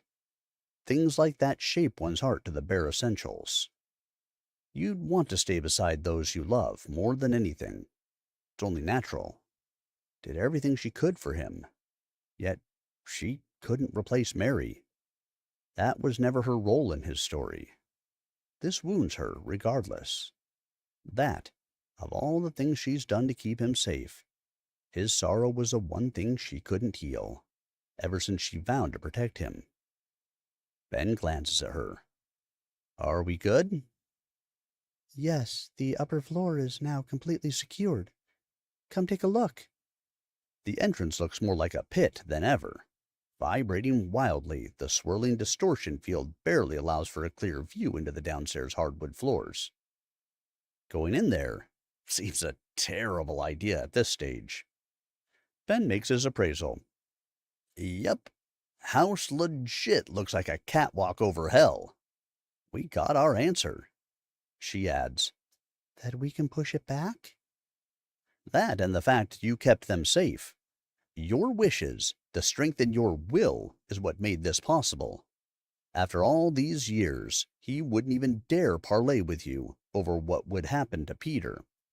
I suspect you taking him under your wing wasn't part of his calculations. Me staying behind definitely threw a wrench in it. That's why that loser's been trying to talk his way out of it now.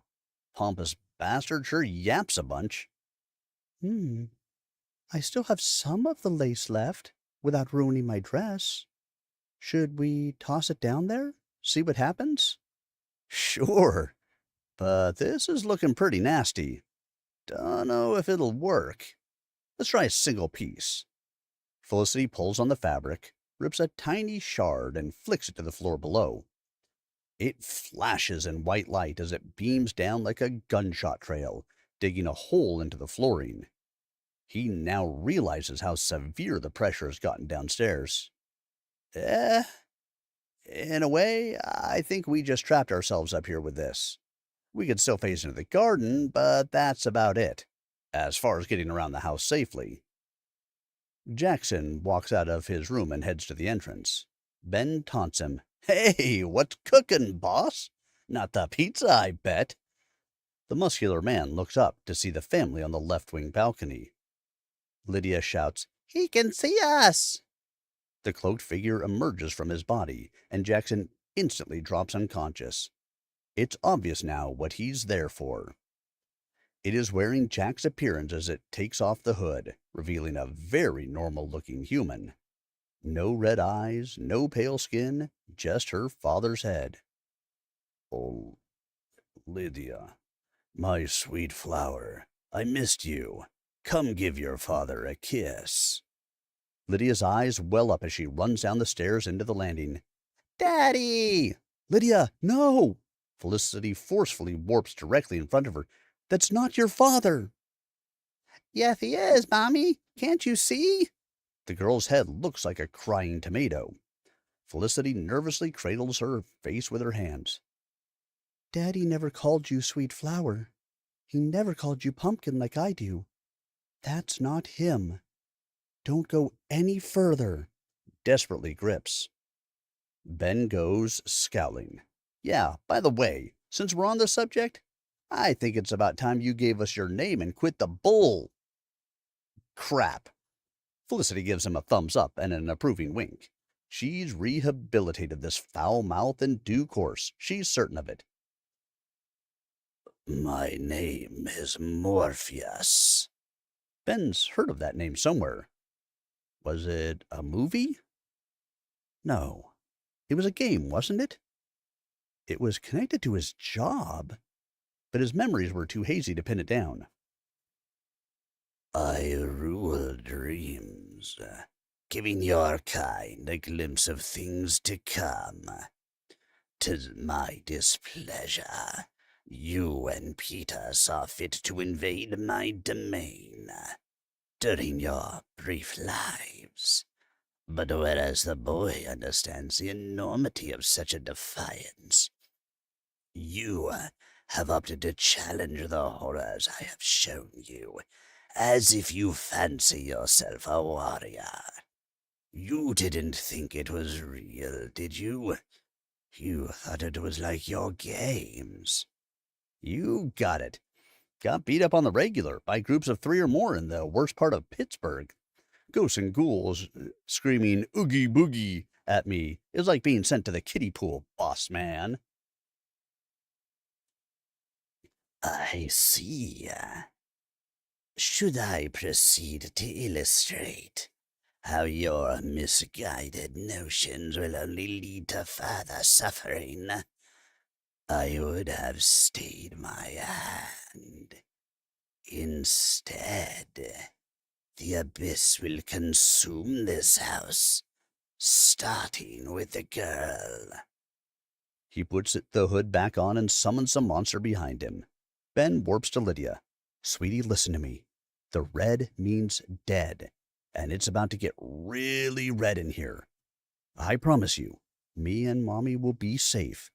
You guys go in the attic right now, okay? Felicity rubs his strong arm endearingly. Thank you, Ben. Pleased with his fatherly support, she's no longer alone in her duty to protect her babies. The children run to the attic. He whispers to the bell. You know the Alamo, right? She whispers back in shock. You mean that horrible massacre? In Texas? Ben cringes. It's possible that was relatively fresh in her memory.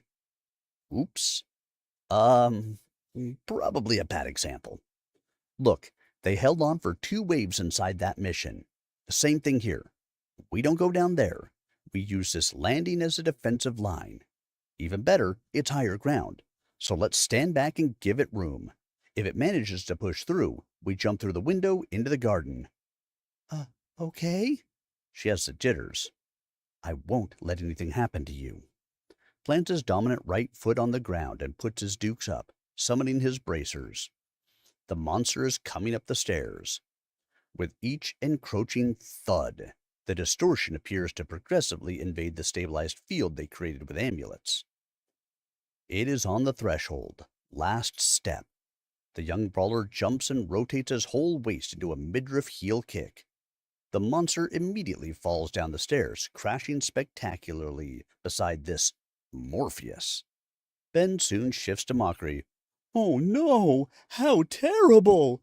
What happened there, buddy? She's staggered. Ben, what are you doing?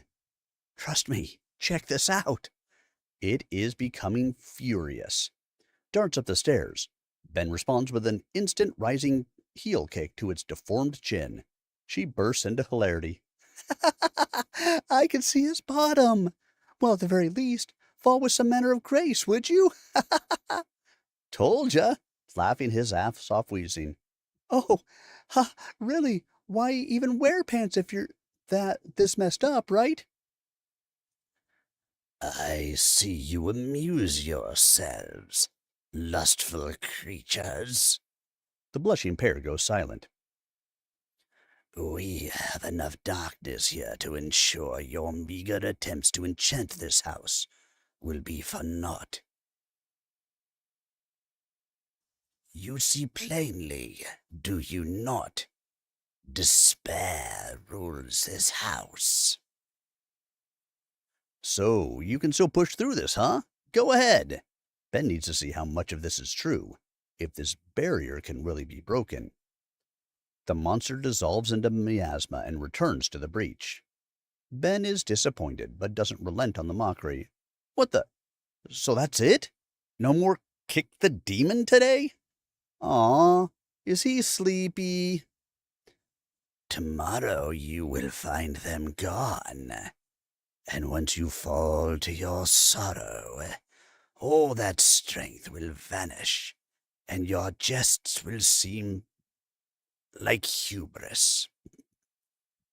The dead already have their place in our greater realm.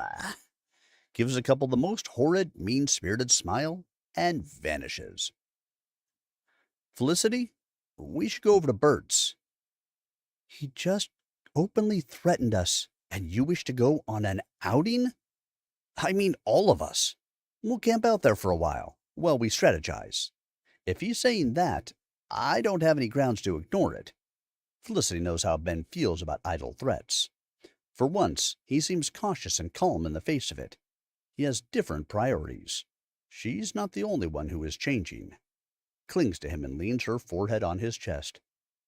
All right, let's go get the children. 5 ghosts, one after the other, jump out of the attic window. The day's last light expired mere moments ago. This is the first time the children have been out of the house since they died. Okay, guys, stay close to Mom. My friend's place is right over there. Gunner's excited to be out. Who is he? Is he dead too? Nah, he's Peter's buddy from softball practice back in the day. Peter is really quiet. Ben doesn't know if the boy remembers his friend or not, but chooses not to go into it. Might be for the best. They phase into the store. Bert is about done closing up for the day. It's really cold in here. The door isn't even open. Peter looks at the old man. He knows who he is. Bertie got to live on. Watches over his dad's store, where they ate sweets after practice. Has it really been this long? He looks like someone's grandpa. The boy suspected that Ben's timeline was further into the future. Just not this much. It's too painful to witness a world that moved on. I can't. I have to go back. In his anxiety, the boy vanishes. Peter! Felicity immediately reacts. Bert heard that clearly. It's, you guys, isn't it? Is Petey with you? His heart is pounding. Ben instructs the party. Kids, stay here. He's a nice old man. Don't scare him, okay? Felicity, let's go. The couple warps outside and starts calling, Peter! Oh my God. Ben, what if you went back to the manor? The pin. 1, 2, 3. They pop back up into the attic. He's not there. They search the upper floors, every room. Oh, Ben. Felicity is coming apart in worry, weeping. Peter! Damn it, kid. Wait, he doesn't know how to use the pin. Could he even know how to get back in the house? Her face says it all. He may have wandered into the edge. All right, everyone. That is going to do it for our reading tonight. As always, thank you for being here with me. I hope you have enjoyed chapters 7, 8 and 9? No, 7 and 8. 7 and 8 tonight of Spectral Braver, the first arc, a dark fantasy by Tiago Resende. Again, I hope you guys really enjoyed it. The chapters from tonight will be up on the YouTube channel, youtube.com/@SirArmenius. A little bit later this evening, I will get them uploaded, as soon as I end the stream here. As a reminder, you can catch all of the episodes so far there, all the way up through chapter 8 will be up there as of this evening. And of course, if you do not want to wait for me to get around to reading more, you can always get out there and pick up the book, read it, and support the author. Either way, hey, get out there and support the author, would you? This book is fascinating. I'm loving it. Definitely a different read than most books, but especially as a voice actor, it's really been fun to read this because of the different way that it is. I feel like I get to do a lot more acting with it, which is fun. I love it. Anyway, if you guys do stop by the YouTube channel, please subscribe. It helps support the work that I do here in helping out the indie authors. Finale chapter next week. Only big cliffhanger left in the book, and that would be Curveball. Yep, we will be starting the last chapter on Tuesday, which means you guys all need to be here for it. Come Tuesday, find out how this one ends, and prepare to read the next ones on your own. Once again, thank you to all of you.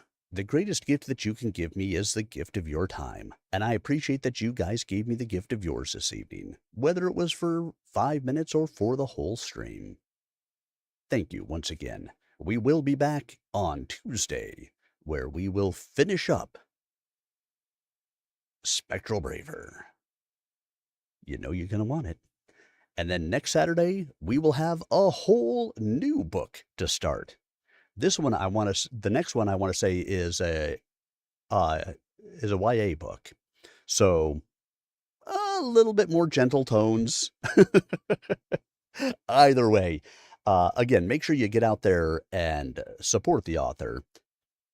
If you have been listening all the way through, when we are done with the book, I hope you guys will do the same as I will and get out there and give a review to the book.